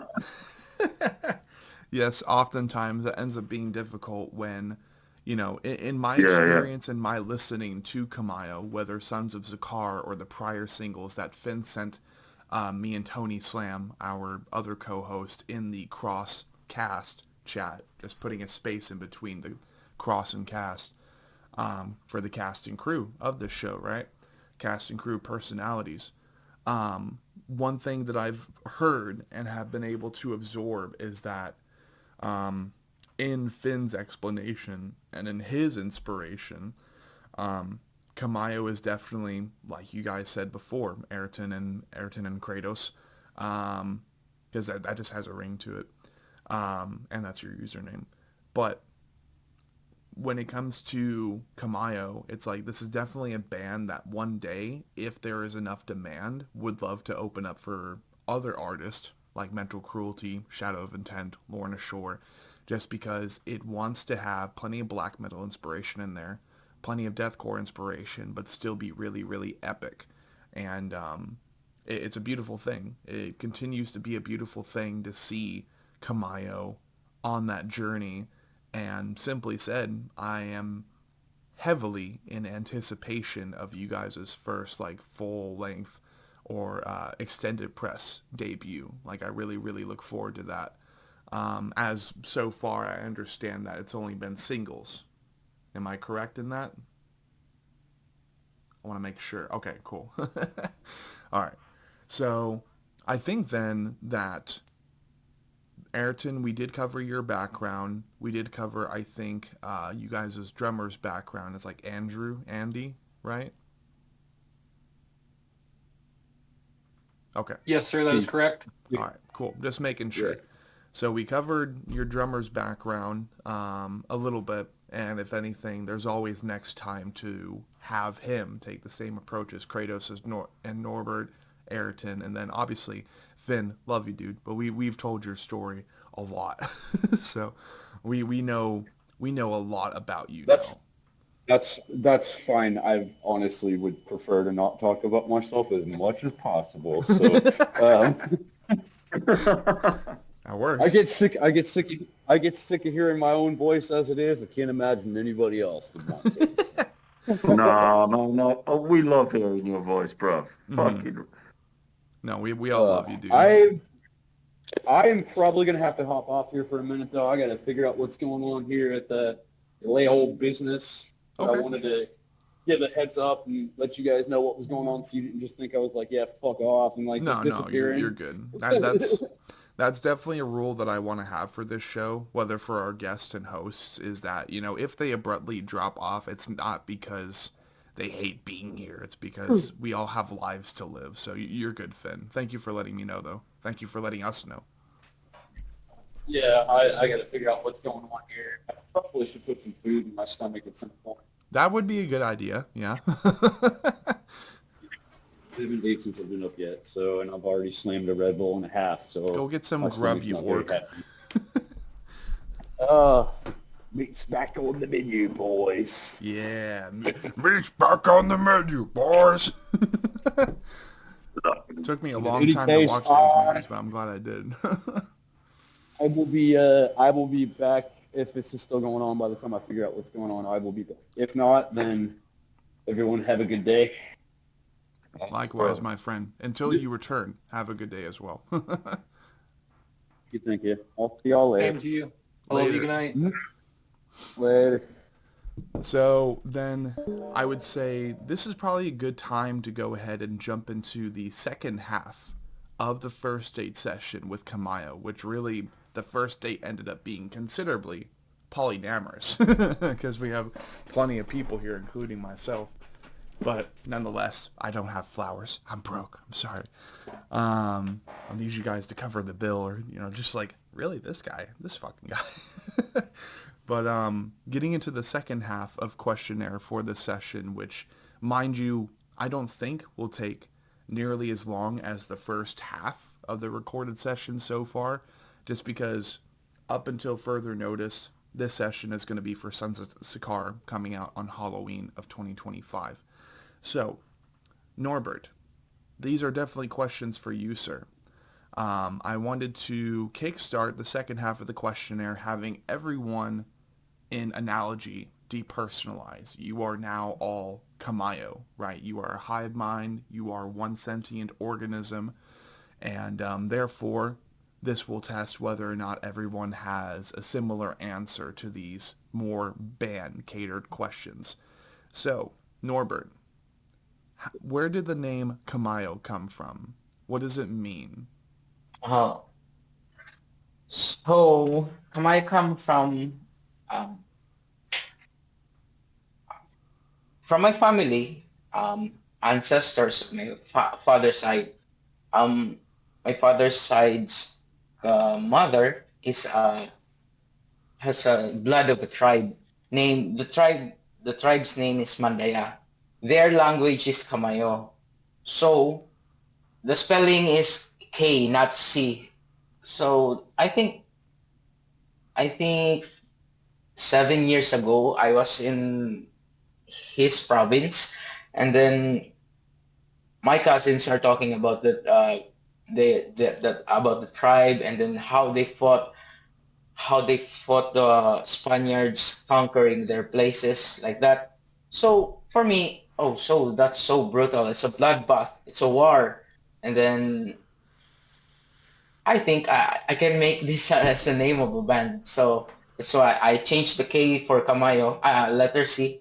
So that's it. That's the start, I think, of the name. Hell yeah. No, I love Yeah. that. That is such an interesting... That's history, man. That's history. That's really cool.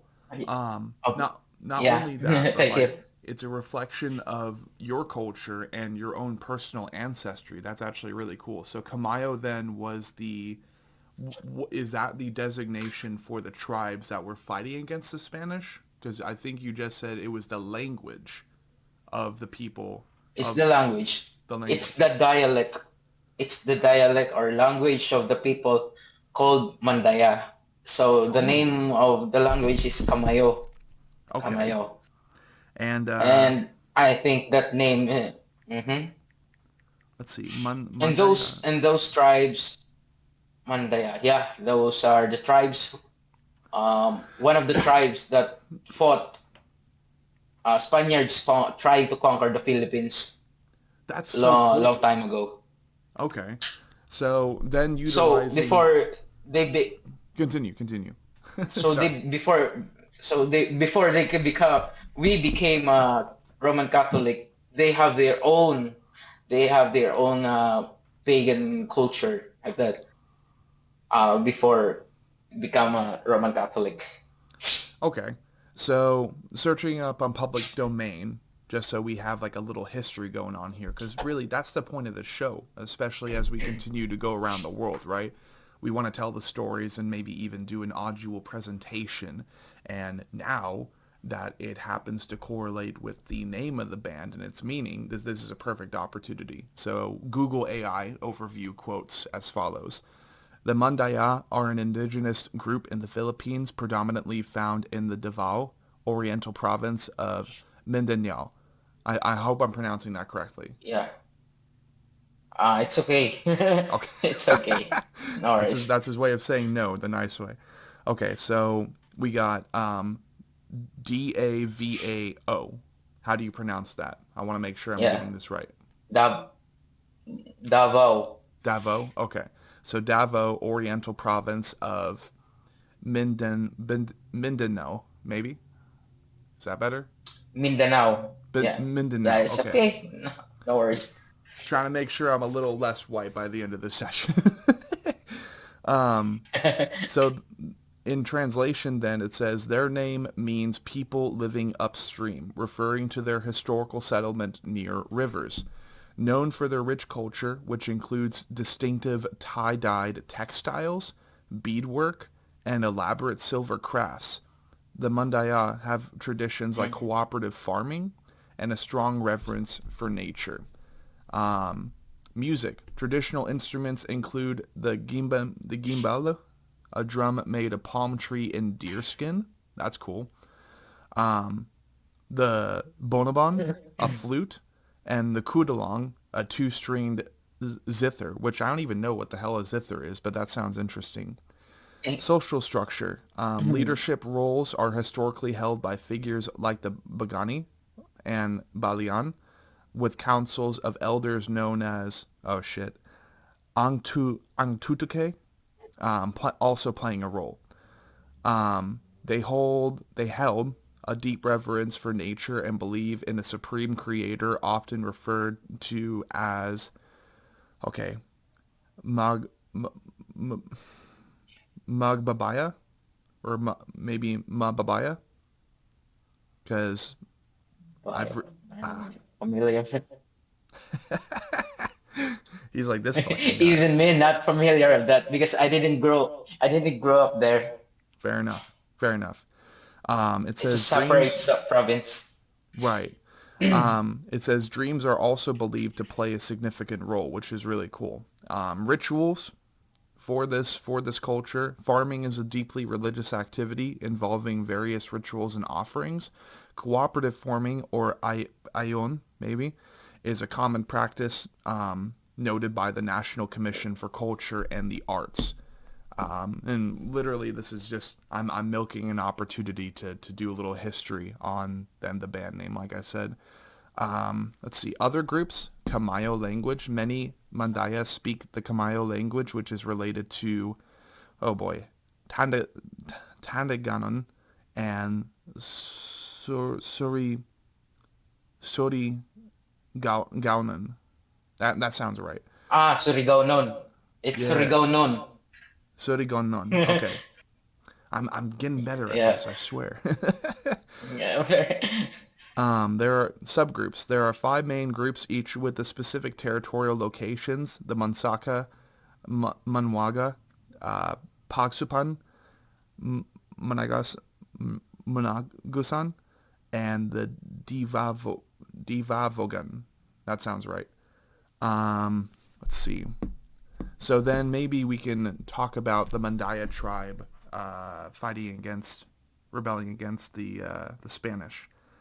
And maybe we can get a rough timeline of that. Fighting against the Spanish. So it's really hard to tell the story about the proper timeline of this. But as far as I know, Magellan's a Portuguese, right? And then he traveled to Spain just to ask for the king and queen of Spain for a ship to explore the world. And then crossed in the Pacific Ocean until they achieve to land in Mactan, and then another tribe. I don't know what's the name of the tribe, but I know the leader is Lapu-Lapu. Lapu-Lapu is the first hero. This Lapu-Lapu killed the guy of Lapu-Lapu. Some of the soldiers of Lapu-Lapu, I think, killed Magellan. So this Magellan is one of the greatest explorer in the world, and just one tribe just killed him.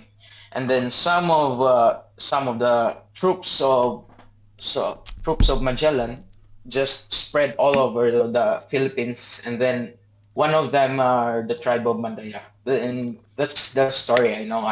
I'm not sure. I don't have a time machine to Right. know exactly the day or like that. Right. Okay. Well, that's really cool to hear that. Then the band name, in a way, then correlates with people in the past like Magellan, because I'm an anime nerd, and one of my biggest ones is One Piece, and they do have an interpretation of Magellan in that show. He's a prison ward, and he has this like poison goop ability where he just like turns into this toxic ooze, and he just kind of like sometimes he sedates and knocks people unconscious through asphyxiation through the poison in his skin. But I know that Magellan was a real person, so it's cool that we're finally hosting an artist whose name then correlates with one of those historical figures.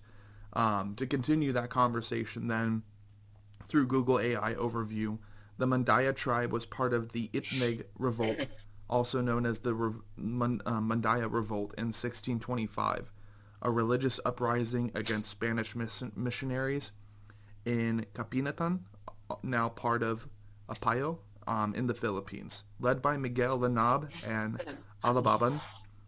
The revolt began after the two men murdered two Dominican missionaries who were attempting to convert the Itneg people to Catholicism.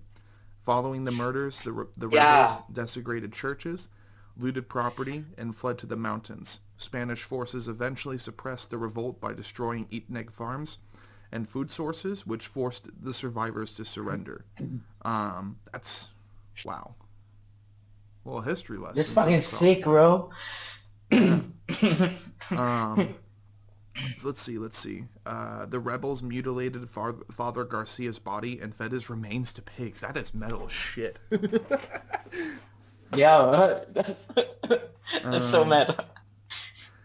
Yeah, so I mean, in that case, I think what I would want to figure out is like when the Mandaya tribes and people relevant to the language and dialect of Camayo would end up abandoning their older religious practices for Roman Catholicism. So I'll go ahead and quote that.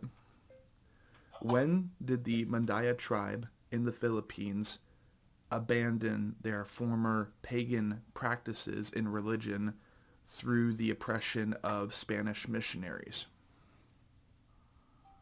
And utilizing that then...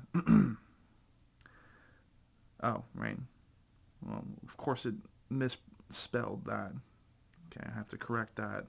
I guess AI isn't perfect. The Mandaya tribe did not completely abandon their traditional practices during the Spanish colonial era. Instead, conversion was a gradual process that started in the 1870s and resulted in a blend of Catholicism and traditional beliefs. The Mandaya also fiercely resisted Spanish influence, and many retreated to mountainous areas to avoid forced assimilation.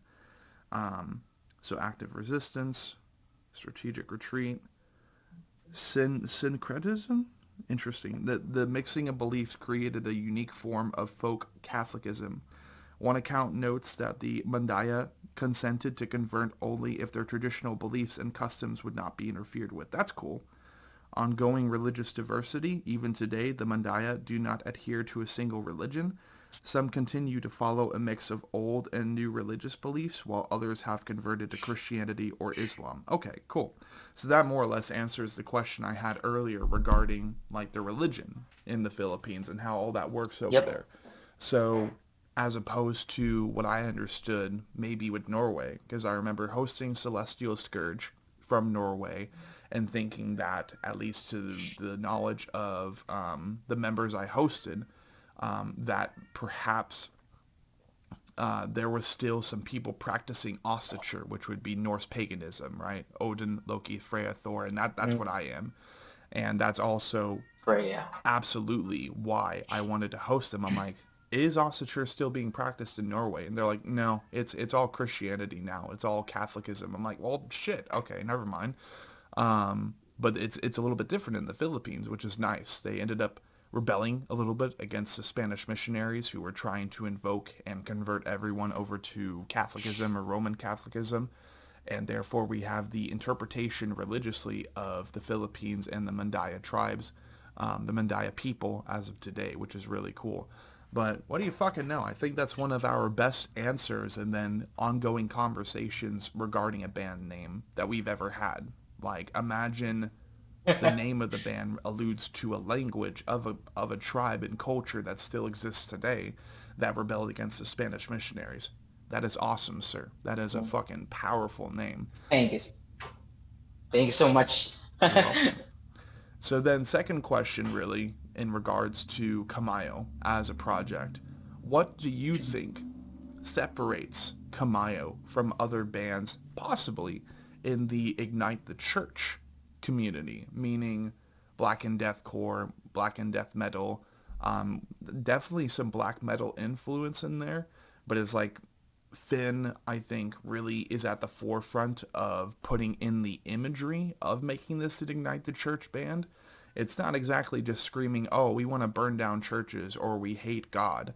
But in my opinion, in a very, very special way, Camayo, the name itself, ends up alluding to very Ignite the Church friendly themes. So maybe the question I should ask before, the distinguishment of Camayo from these other bands in this culture, the subculture I think it's supposed to belong to. Norbert, maybe what has been your intentions for Camayo since the beginning, maybe as far as its participation in certain subcultures? Like, is it meant to just be a deathcore band? Were you meaning for this to be an anti-religious deathcore band?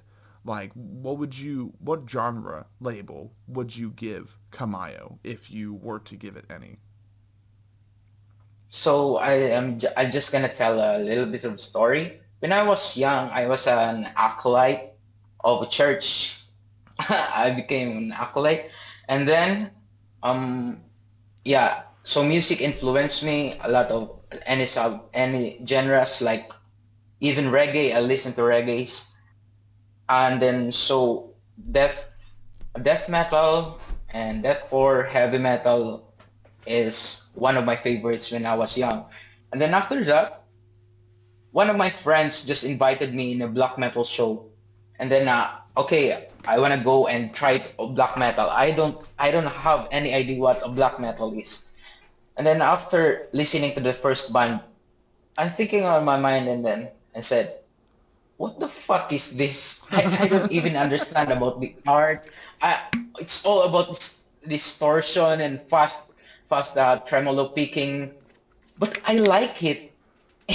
I like this. I like this feeling. I like this kind of feeling that a rebellion about the good production of music against this. So it came to my mind until I came back home and thinking about this black metal until I search about black metal history, and then Behemoth came in, and then this orchestral influenced me a lot of this for this band.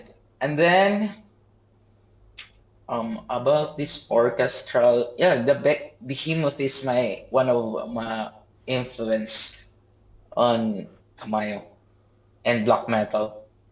Fair enough. Yeah, and those are all really profound inspirations, and let alone, I do think it would be fair to say then that Camayo is an Ignite the Church band. And not only that, but it's the first of its kind because it networks and connects so like multiple parts of the world in this message, in this musical composition. So there's a little bit connection of a church because I was an acolyte, right? The priest that I served before is a gambling addict about this but just a gambler. Why is he doing this? I thought he must teach us a good preach like that and practice a good, and he's a good teacher while making a gospel reading. Why is it he's gambling, drinking lots of beer like that? So I'm thinking he's just a human. He's just a human, and then why I cannot, lots of questions when I was a kid that can't answer until now. Just like that. Right. Fair enough. So then, you were involved in the church at a younger age, and as you got deeper into the Yes. church, you saw the leaders of the church you were involved with kind of like contradicting their own self-proclaimed holiness. Contradicting. Yes. Yeah.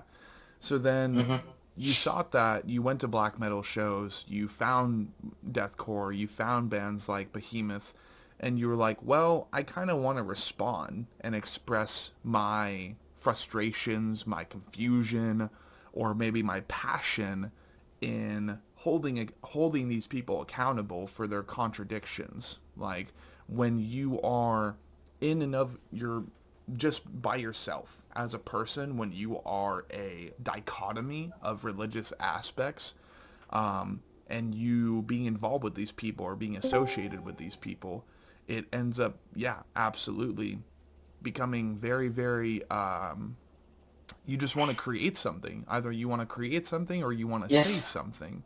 So therefore, for you, Camayo was kickstarted. So yeah, I definitely do think then that Camayo, in a unique breed and species, is definitely an Ignite the Church band. Oh, look at that. We got an adorable little plushie. Look at that shit, dude. Definitely that's going to be in the thumbnail. So All right. I think, yeah, then Camayo would definitely be an Ignite the Church band. So, continuing then and re-asking that prior question, what do you think makes Camayo different from other bands in the Ignite the Church community, and why? I cannot answer about that. Difference? Um, I don't know for now. I don't know for now. I cannot answer that. No, that's fair. That's fair.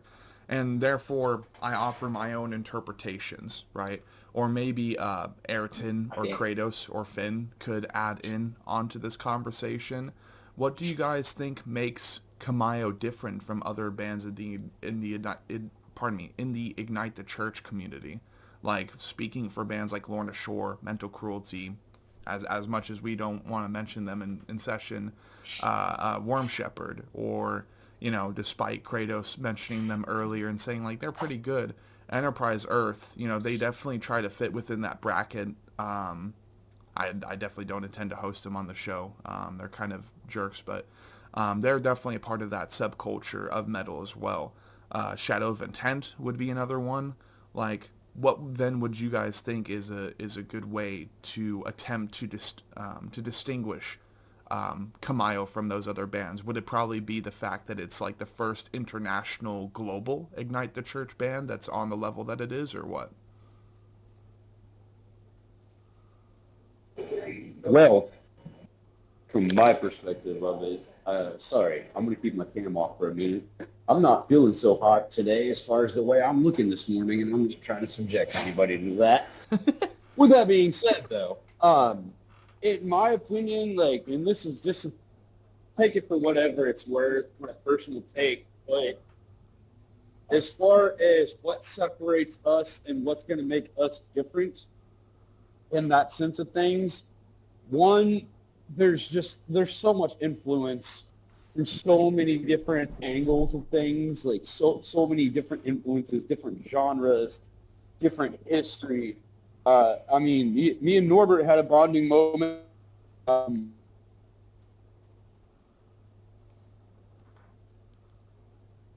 Oh, People that were ancestral to him, and I started talking about mine, and it was a bonding moment because even though we live worlds apart, we both come from a very similar history of sorts, and I think that's what's going to separate us more so is not even just the fact that we are technically an international band at this point because we all live so far from each other, but also the fact that even though we do live so far from each other and we have all lived separate lives, we have all found a bond in one another in one shape or form or another, and we've brought that history together. And at times too, there is with certain things, like I don't speak certain languages and stuff, but there is sometimes, a slight bit of a language barrier, but we've jumped over that hoop as well in any chance that we've had to do so, and any situation that arose that we had to. And I feel like that's what's brought us closer as not just friends, but also a band as well, because of the fact that we can take so much of this history and so much of our roots and so much influence from just personal life stuff. Like, it was something I asked earlier, what was along that same vein of things, like aside from musical influence, what is the most influential thing for what you write and where you come from, as a musician? And I feel like that's something that we all share in common is we all come from somewhere, and we all have something to say about where we've come from, what we've come up from in one shape or form or another. We've all experienced some kind of pain or trauma or heartbreaking moment and gut wrenching. And I think that's what really distinguishes not just us, but like other bands as well in that same vein of like blackened influence. Like, I don't like mentioning other bands and stuff, because it kind of takes away from that draw. But like, I draw a lot of the inspiration from Pain Remains. That was a 3-part thing, and that whole process of what he was writing about, the story it depicted, was fucking heartbreaking. Absolutely fucking heartbreaking. But that's a pain that I can relate to. And as a musician myself, that also writes from that experience, I want people to be able to relate to that. And that sense of like, when you're at your lowest and you feel like shit and like the world is crumbling around you, that there's someone else out there that has that same pain that you're feeling and has a voice and is putting that voice out there and essentially being vulnerable. Like, I've never held back anything, but I'm definitely not holding back anything with the new singles that we're dropping. Sons of Sakar, which roughly translates to, that's an Arabic name for Asmodeus.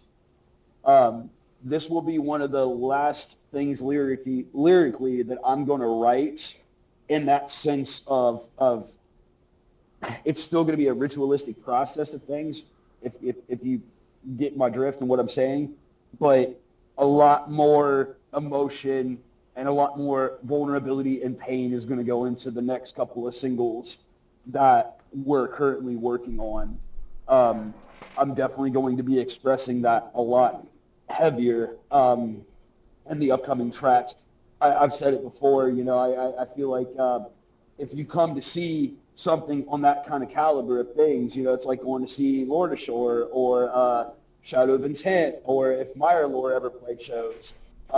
You're going to be like a sprinkler, because you're going to be fucking crying your fucking eyes out because you understand what's being said, but you're going to be headbanging while you're doing it and releasing that endorphin, that serotonin, and that feeling. That's part of the reason why I've always said that, a live experience was so much more important than anything else.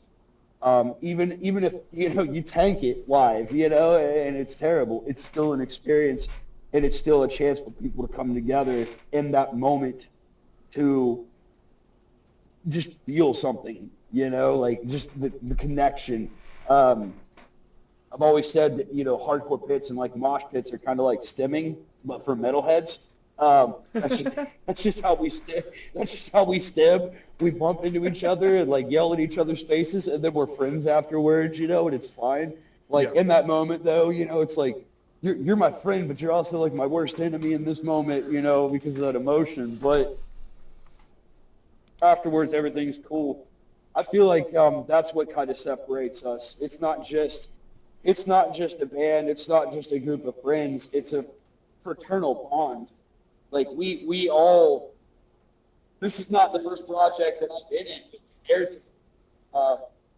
We've been through this before as well, but this is, a lot more closer and even though we're worlds apart, a lot closer and a lot more tight-knit. We definitely all relate to each other pretty heavily.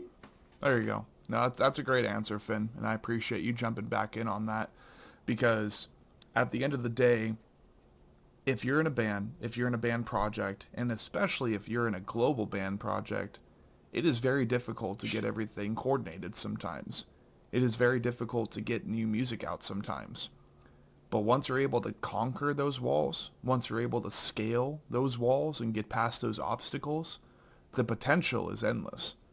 And if you get along with the people that you work with, and it's not just another opportunity for you to write or to just get music out in the first place, which I would argue is the center focus.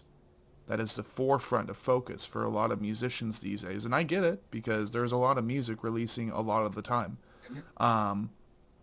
So I always make the joke of comparing the amount of projects someone may be in at one time to that of a body count. But the fact remains.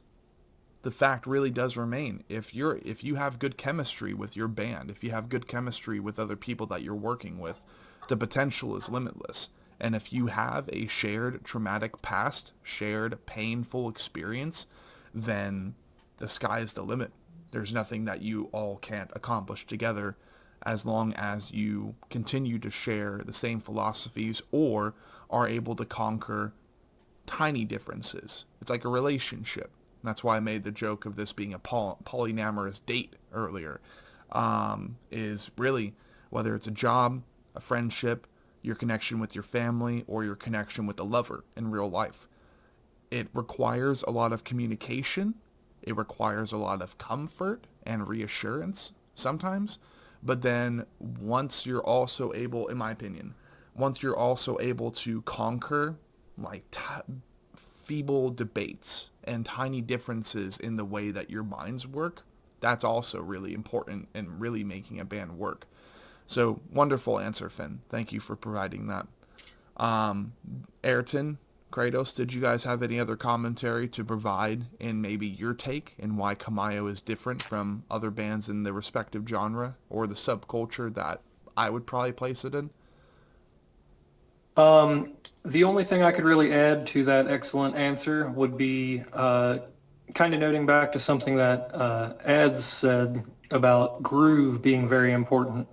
While I do follow the guitar a lot, I do try to add a lot of flair into the bass and certain pulses and grooves in there that you don't necessarily hear in a lot of bands, but I try to take some inspiration from, say, like Job for a Cowboy, the Moon Healer album. There is such sick bass playing on that that's just out of this world, and I definitely try to incorporate certain cool things in there that sometimes it gets hidden in the mix and you don't even necessarily hear it, but if you're listening on a good system, you'll certainly feel it. Yes. And those kinds of things, like, honestly, as silly as it sounds, and another interesting fact about me, I listen to a lot of very danceable music, like Dua Lipa and Ava Max and Madison Beer, where it's like Supergirl, pop star diva dance music, and play those bass lines just to draw inspiration of like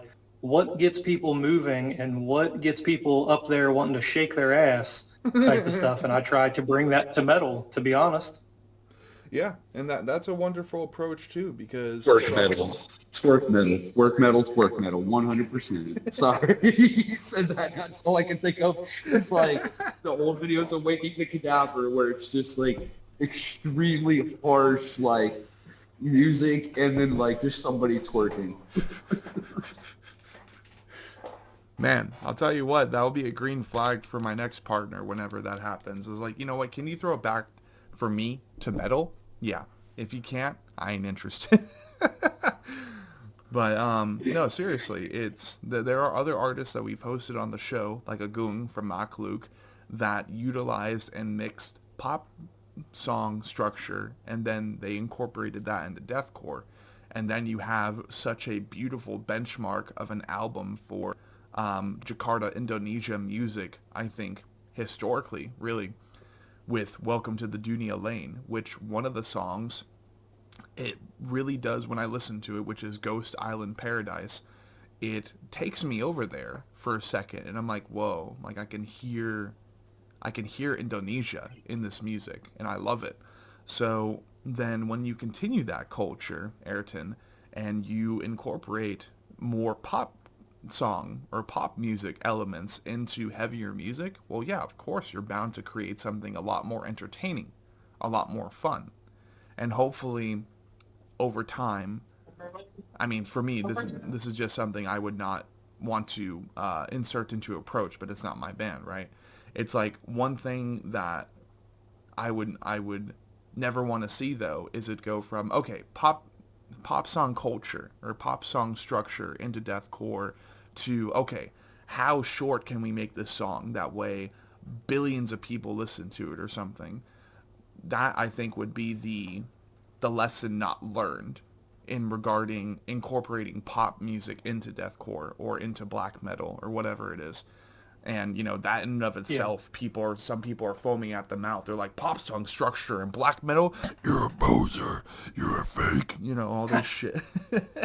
Yeah, I think for me, it's less of like the structure and more of like what actually gets those very poppy songs bouncing. Like Yeah.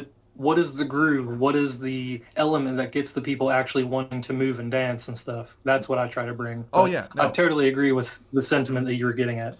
right. And that's definitely like I definitely understood that point.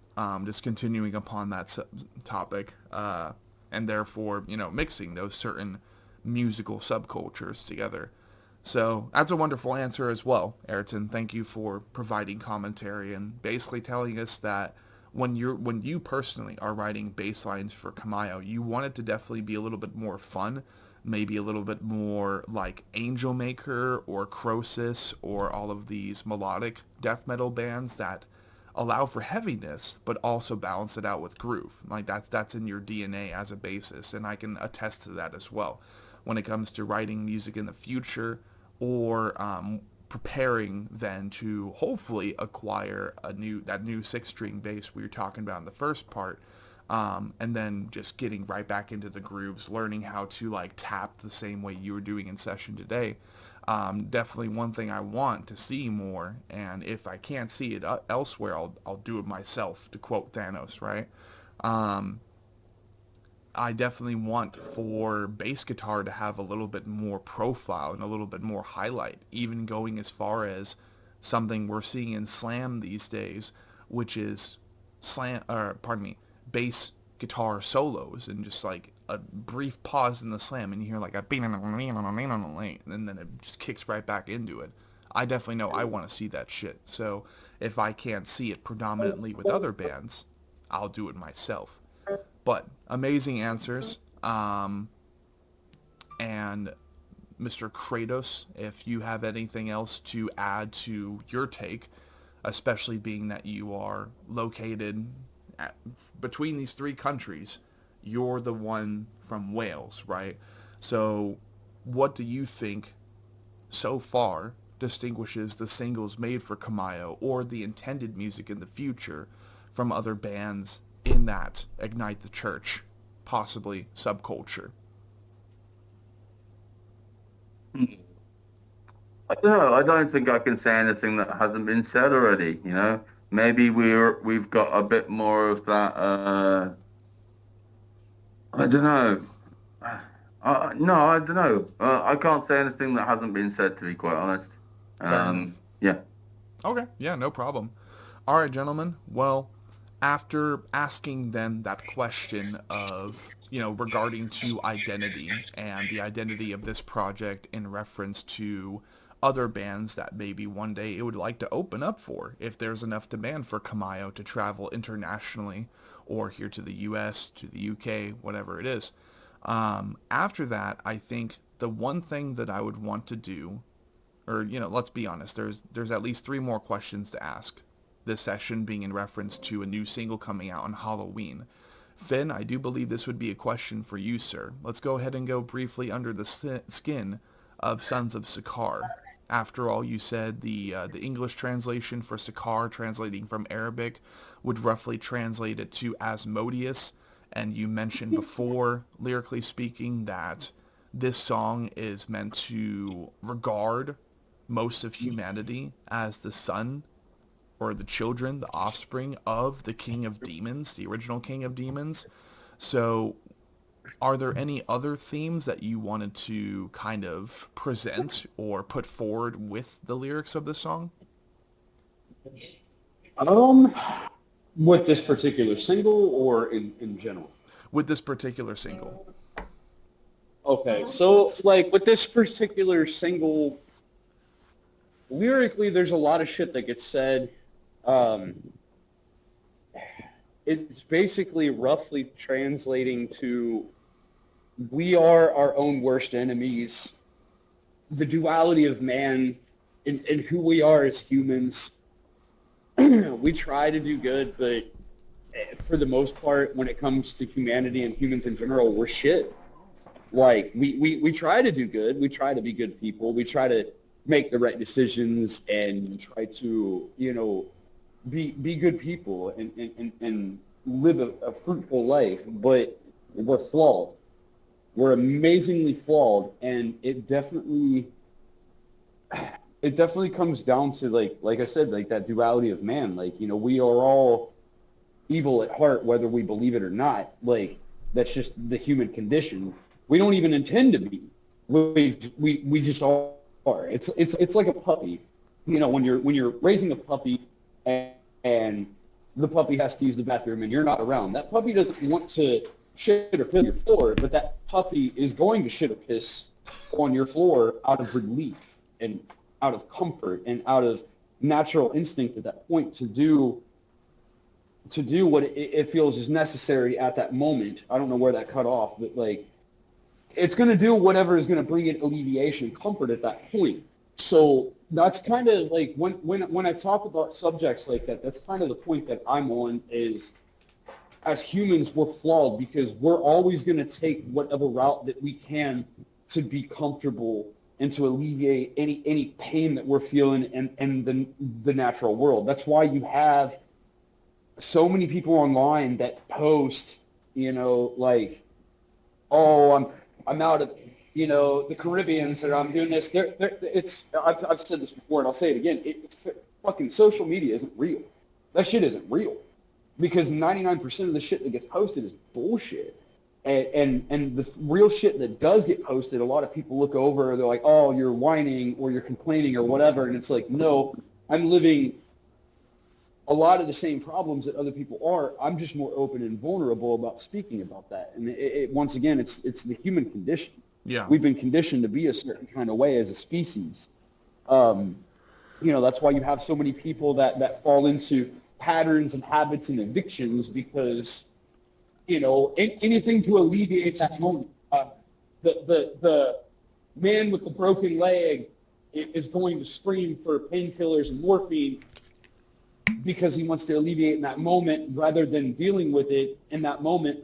But a lot of times it ends up leading into a bigger problem, if that makes any sense. No, it does. That's kind of the shit I write. I don't know. I don't mean to get overly complicated about it. I mean, it kind of really comes down to that once again, the human condition and who and what we are, and we're all beautifully flawed and fucked up pieces of shit, but we're here, and I'm glad that we are, but it's kind of, so the son of demons, we're all the sons and daughters of demons. It makes sense, to me. Yeah, no, that's fair. And I think continuing upon the first couple themes, lyrical themes that you spoke about already, whether in the chat to me personally or in session already, all of what you just said continues upon those foundations beautifully. And I think it really does reflect your now more prominent involvement in this band.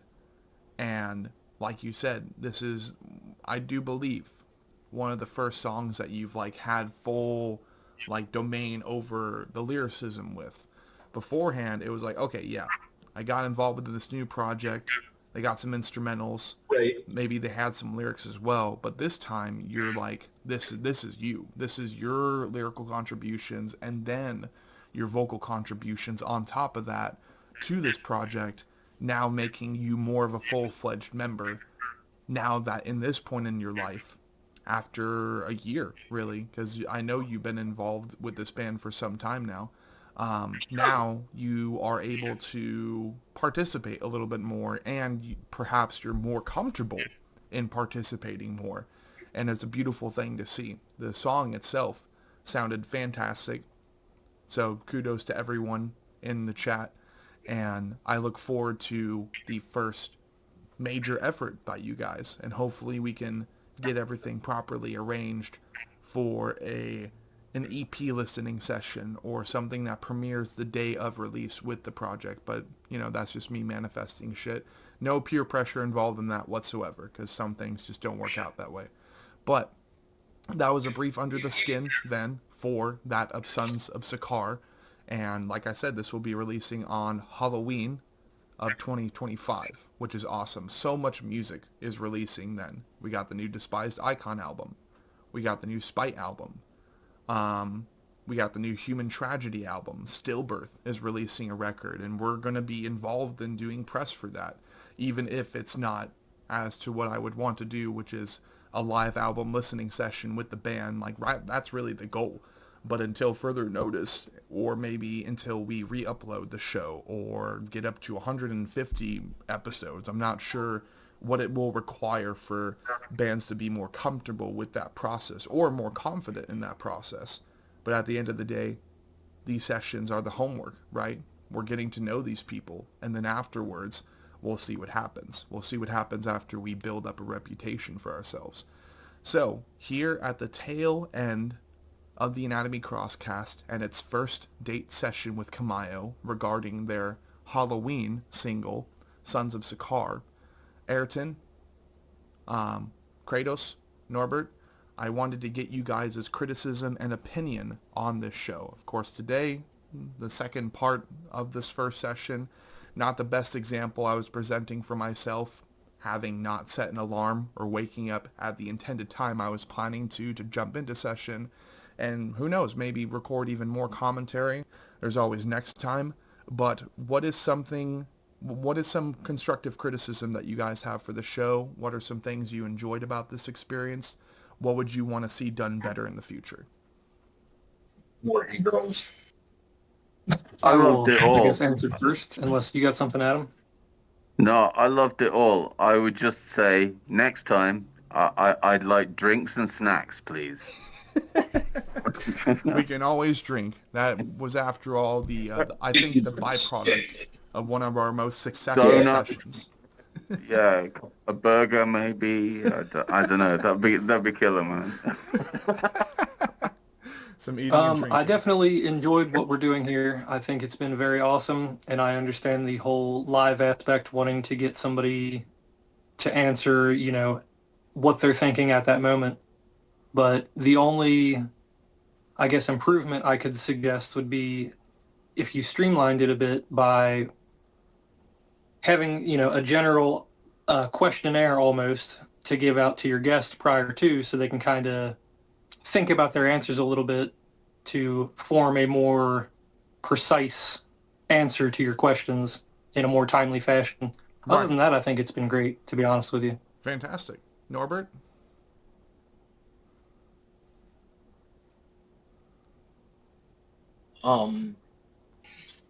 I do really have enjoyed having me here, and also thank you so much, Finn. For sure. For sure.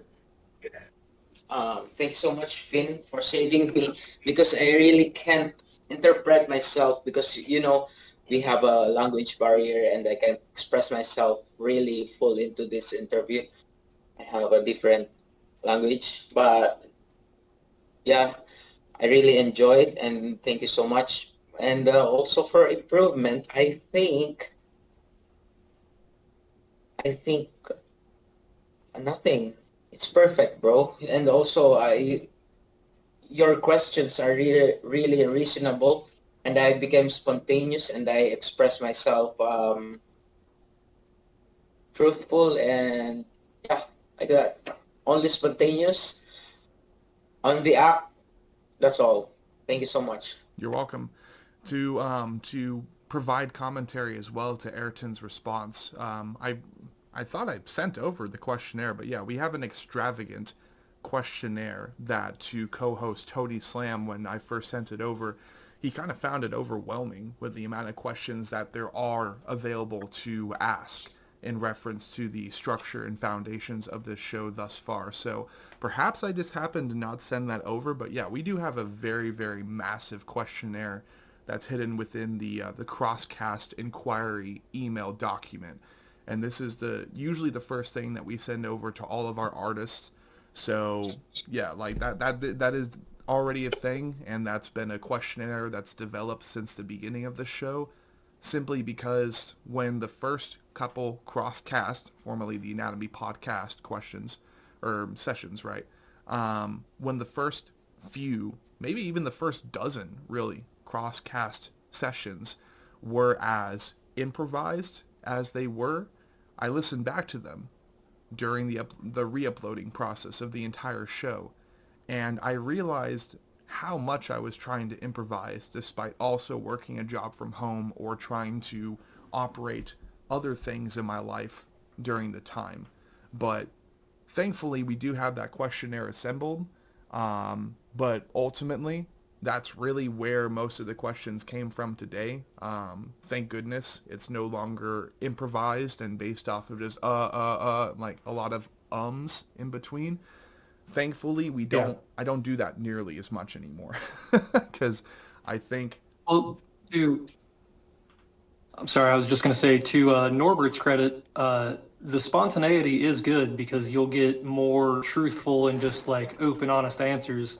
But yeah, I personally didn't get to see a questionnaire, so kind of coming in flying blind. So some of the questions like, who are your 5 top influences, is generally an easier question to answer, but sometimes it can be hard to narrow that down without sitting there thinking about it for a while. Yeah, So no, that's fair. All right. So other than the then not sending of the questionnaire over to Camayo, which I'll do apologies for that. I thought I did send it over. But there's always next time, right? There's always next time to maybe have you guys I as a hope drummer. there's next time. Oh yeah, there'll definitely be a fucking next time as long as you guys release an EP or album.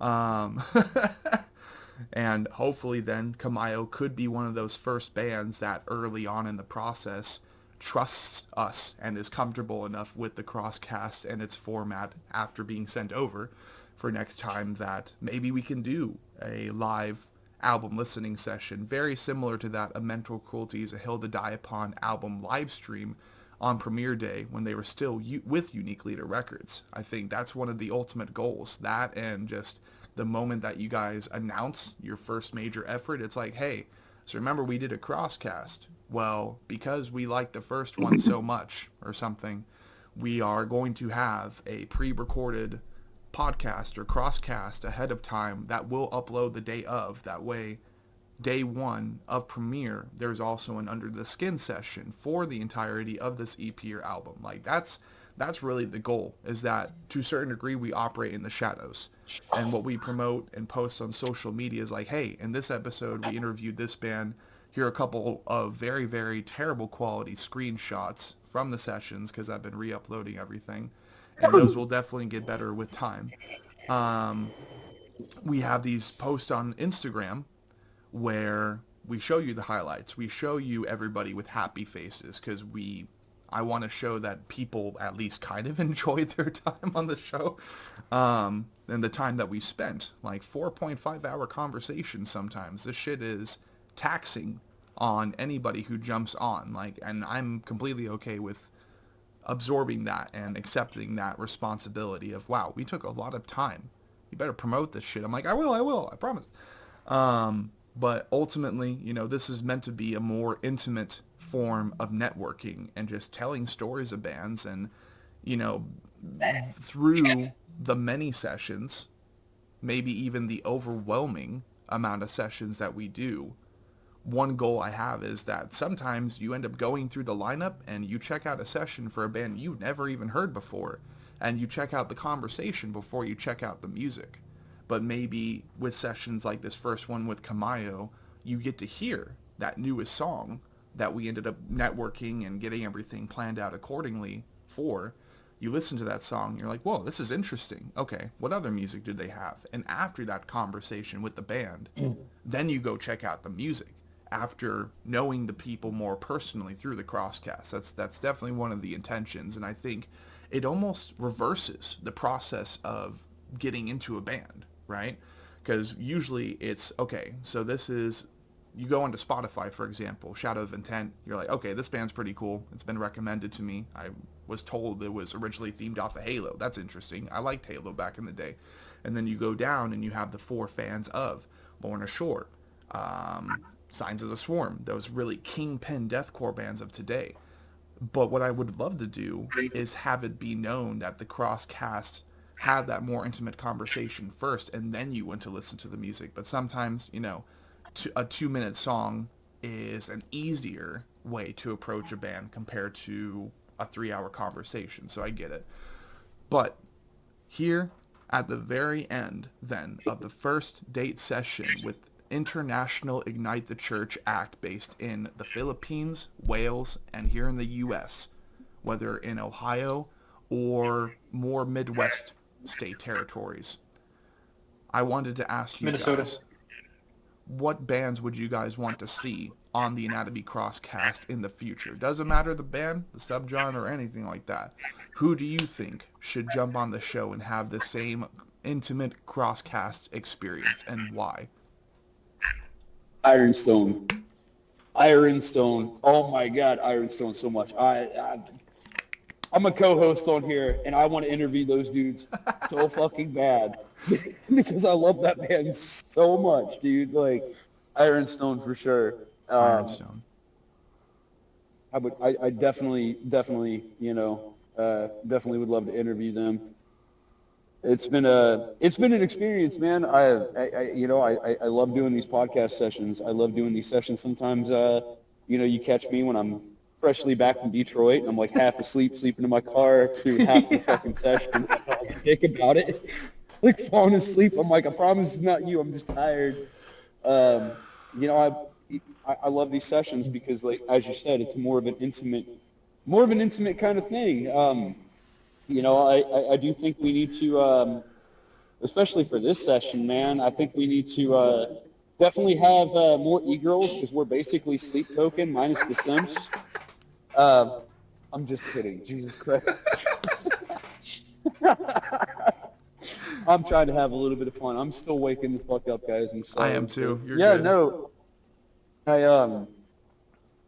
I'd love to see Ironstone. I would love to start delving into like some of the black metal bands that I listen to, or solo man projects and stuff too, like Black Raid and Pale Swordsman would be nice. Loon, heavy symphonic atmospheric, DSBM stuff, which is a heavy influence for me, both lyrically and emotionally, on what I write and what I'm feeling in the moment for the song. So, but And to quote Forrest Gump, that's all I got to say about that. Good answer, Finn. And I mean, behind the scenes, people, if you happen to be listening this far into this first date Crosscast with Camayo, me, Finn, and Tony are looking into many various innovations behind the scenes. We got a lot of potential opportunities coming up, that will revolutionize and I think innovate this podcast in a way that we never thought to be possible before. But as a founder, as the manager, as the main guy who happens to have the time and is comfortable with ignoring social walls, music industry tier walls, all that shit, like, despite the many bands that I have in queue, which I kid you not, there are at least 40 bands waiting to be hosted almost all the time, because I talk to so many people all the time, whether here in the US or around the world. I never stop because I don't want this show to stop. And especially after the 3 months of radio silence, I'm like, that's never happening again. That's never happening again. No matter how many late nights I have to do, no matter how many occasions there are where I don't earn a single cent from this, there will always be Crosscast sessions from now on. There will be at least one a month. So please rest assured that there will never be radio silence from this show again, especially right now as we re-upload the sessions we've done so far since 2021. Now getting into the later year of 2023, getting everything from last year uploaded, and then getting caught up now on year 5 as we go into spring of 2026, or really it's a little bit too ahead of time. As we go into winter of 2025 to 2026, there will be so much stuff. There will be so much content. There will be so many crosscast sessions, so many of these late night conversations, because not only is it a good form of networking, but really I always have something to ask. I always have something to say, especially as we make our debut crosscast opportunities and networking opportunities with brand new countries. We did Romania recently. We went back to the Netherlands. We went back to Germany after that. And now, technically, in a way, we're making our debut in Wales and Philippines. And like I told Norbert earlier, I already have 2 bands in mind to continue the networking with the Philippines. So if anything, Norbert, and I do believe I've just been calling you Kratos the whole time, but Ayrton regarded you by another name. I do apologize, sir. I forgot that name. But Norbert and Kratos, as I've been calling him the entirety of this session, what are some bands from your local regions that you would recommend to be on the show? Maybe that's something that can like kind of kickstart your brain a little bit more, or maybe something that's more fascinating to you for the sake of getting other bands from your part of the world involved in our show.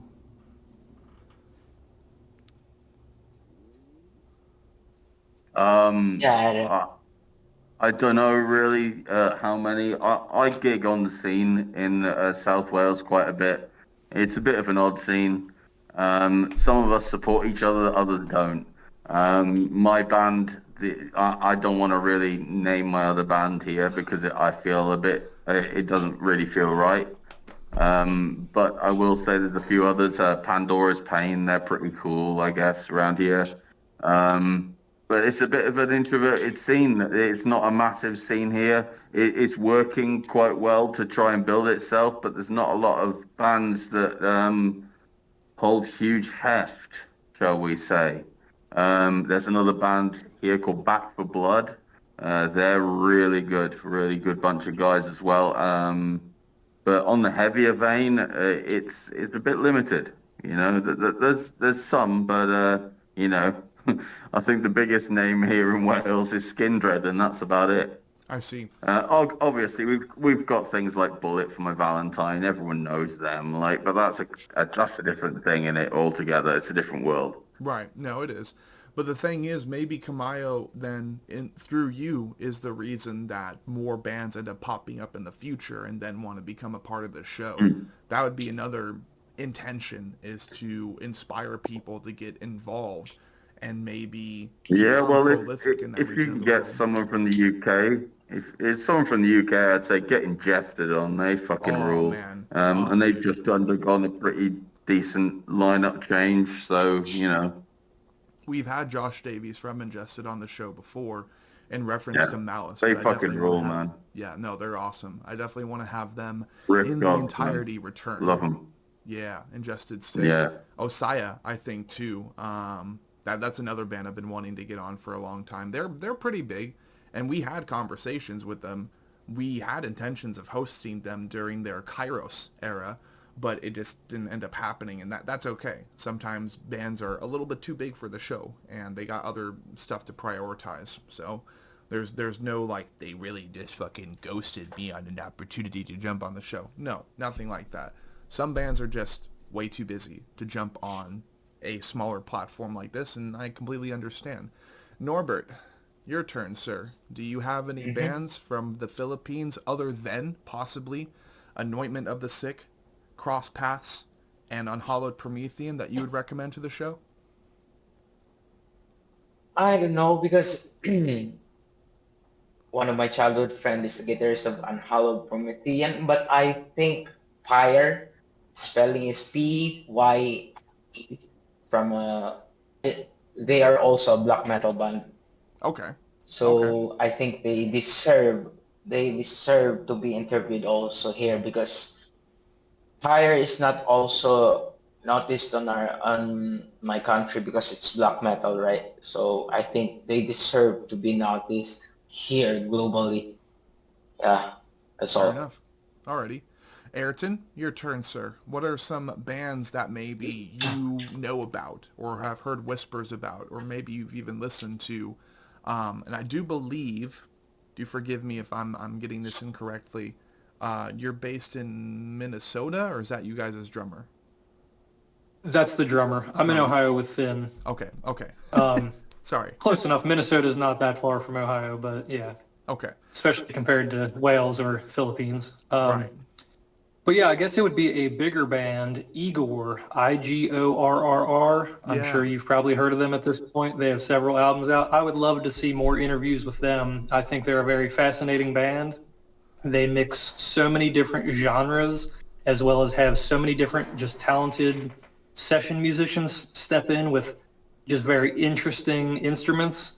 They also create their own instruments that they use in their albums. It's just super fascinating. Okay. Other than Igor, then, Um, what are some other bands you would recommend from maybe the Ohio scene? Because we got a lot of bands from Ohio. from from more of a local scene, um, I'd probably say a band Dissociated. They're not really blackened or black metal or anything like that. I'd say they're closer to heavy metal, death metal, something like that. Okay. But I see them playing a lot of shows around here. I know their drummer.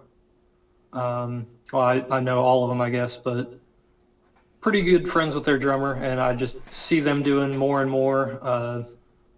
Seems like their production value has really went up over past few months, past few years. Um, I'm so far out of the actual local scene because I don't drive, so I don't get to like go to a bunch of shows, to be honest with you. But yeah, I mean, those would be my two votes for a bigger and a more local band. Those two Okay. bands, Dissociated and Igor. For locals, man, you should really try to get Sangria Sugar Bomb. I think it's Yeah, Sanguisugabog, but they're from Columbus, so I mean, they are I local-ish in comparison, but well, I guess it's yeah, more local to you or where you were or have been. yeah. I put a bug in Dublin about a week or so ago, as well as 200 stab wounds. Um, Definitely some local heavy hitters and local legends. Samara and Domestic Terror are also really good. Obsidian Absolutely. Mine's pretty sick too. Obsidian Mine is fucking incredibly sick, and they're so good live. Yeah. Yeah. No, absolutely. And the thing is, me, Finn, and Tony, all three of us we definitely have lists. Like I mentioned, the 40 that I have in queue, they have their own fucking list of different artists and bands that they want to get on the show. And as per the 30, upwards of 30 sessions that I plan to get out by the end of the year, I definitely do think that we'll be able to fit those artists into the category. And Tony is more confident in recording sessions on his own. He just did a session with a new slam band called Gorpulent. Um, and he's planning on reaching out to plenty of other ones. He's doing Facebook posts now, like just straight up asking out in the open if certain people would want to jump onto the show. That way we can just get a little bit more, public speaking, if you will, out there and just like, hey, shout out to this band. You want to jump on the show? If you do, let's get in the DMs, cuh. Like, it's just a whole process. It's a whole process right now. But the beautiful thing is, it's not just me anymore. And Finn, the Orc King, has the intentions of getting plenty of black metal projects, more occultic projects involved. And I look forward to it. I really do. I look forward to every opportunity that we are able to accomplish, concluding 2025. But, oh, that's a little figurine, is it? Oh, that's a little droid from Star Wars. Love it. And we got two people wearing mental cruelty in chat. Let's go. Let's fucking go. But, yeah, it's a wonderful thing. And I do believe then that will be the end of the Anatomy Crosscast. Its first date session with Camayo. We do hope that you all enjoyed the session and that I did not end up rambling on too much compared to prior crosscasts. That's adorable as well, Finn. Love that little wool stitch Baphomet baby thing. And yeah, we will see you guys next time. Thank you, gentlemen, for jumping on. And we'll have Camayo back in the future for sure. But until then, Thank you for having us. you're welcome. You're welcome. Thank you for having us. Yeah. Honored. Absolutely. Love to be here. Hey, Yeah, we all love thank it. you so much. You're welcome, sir. You all have a great day.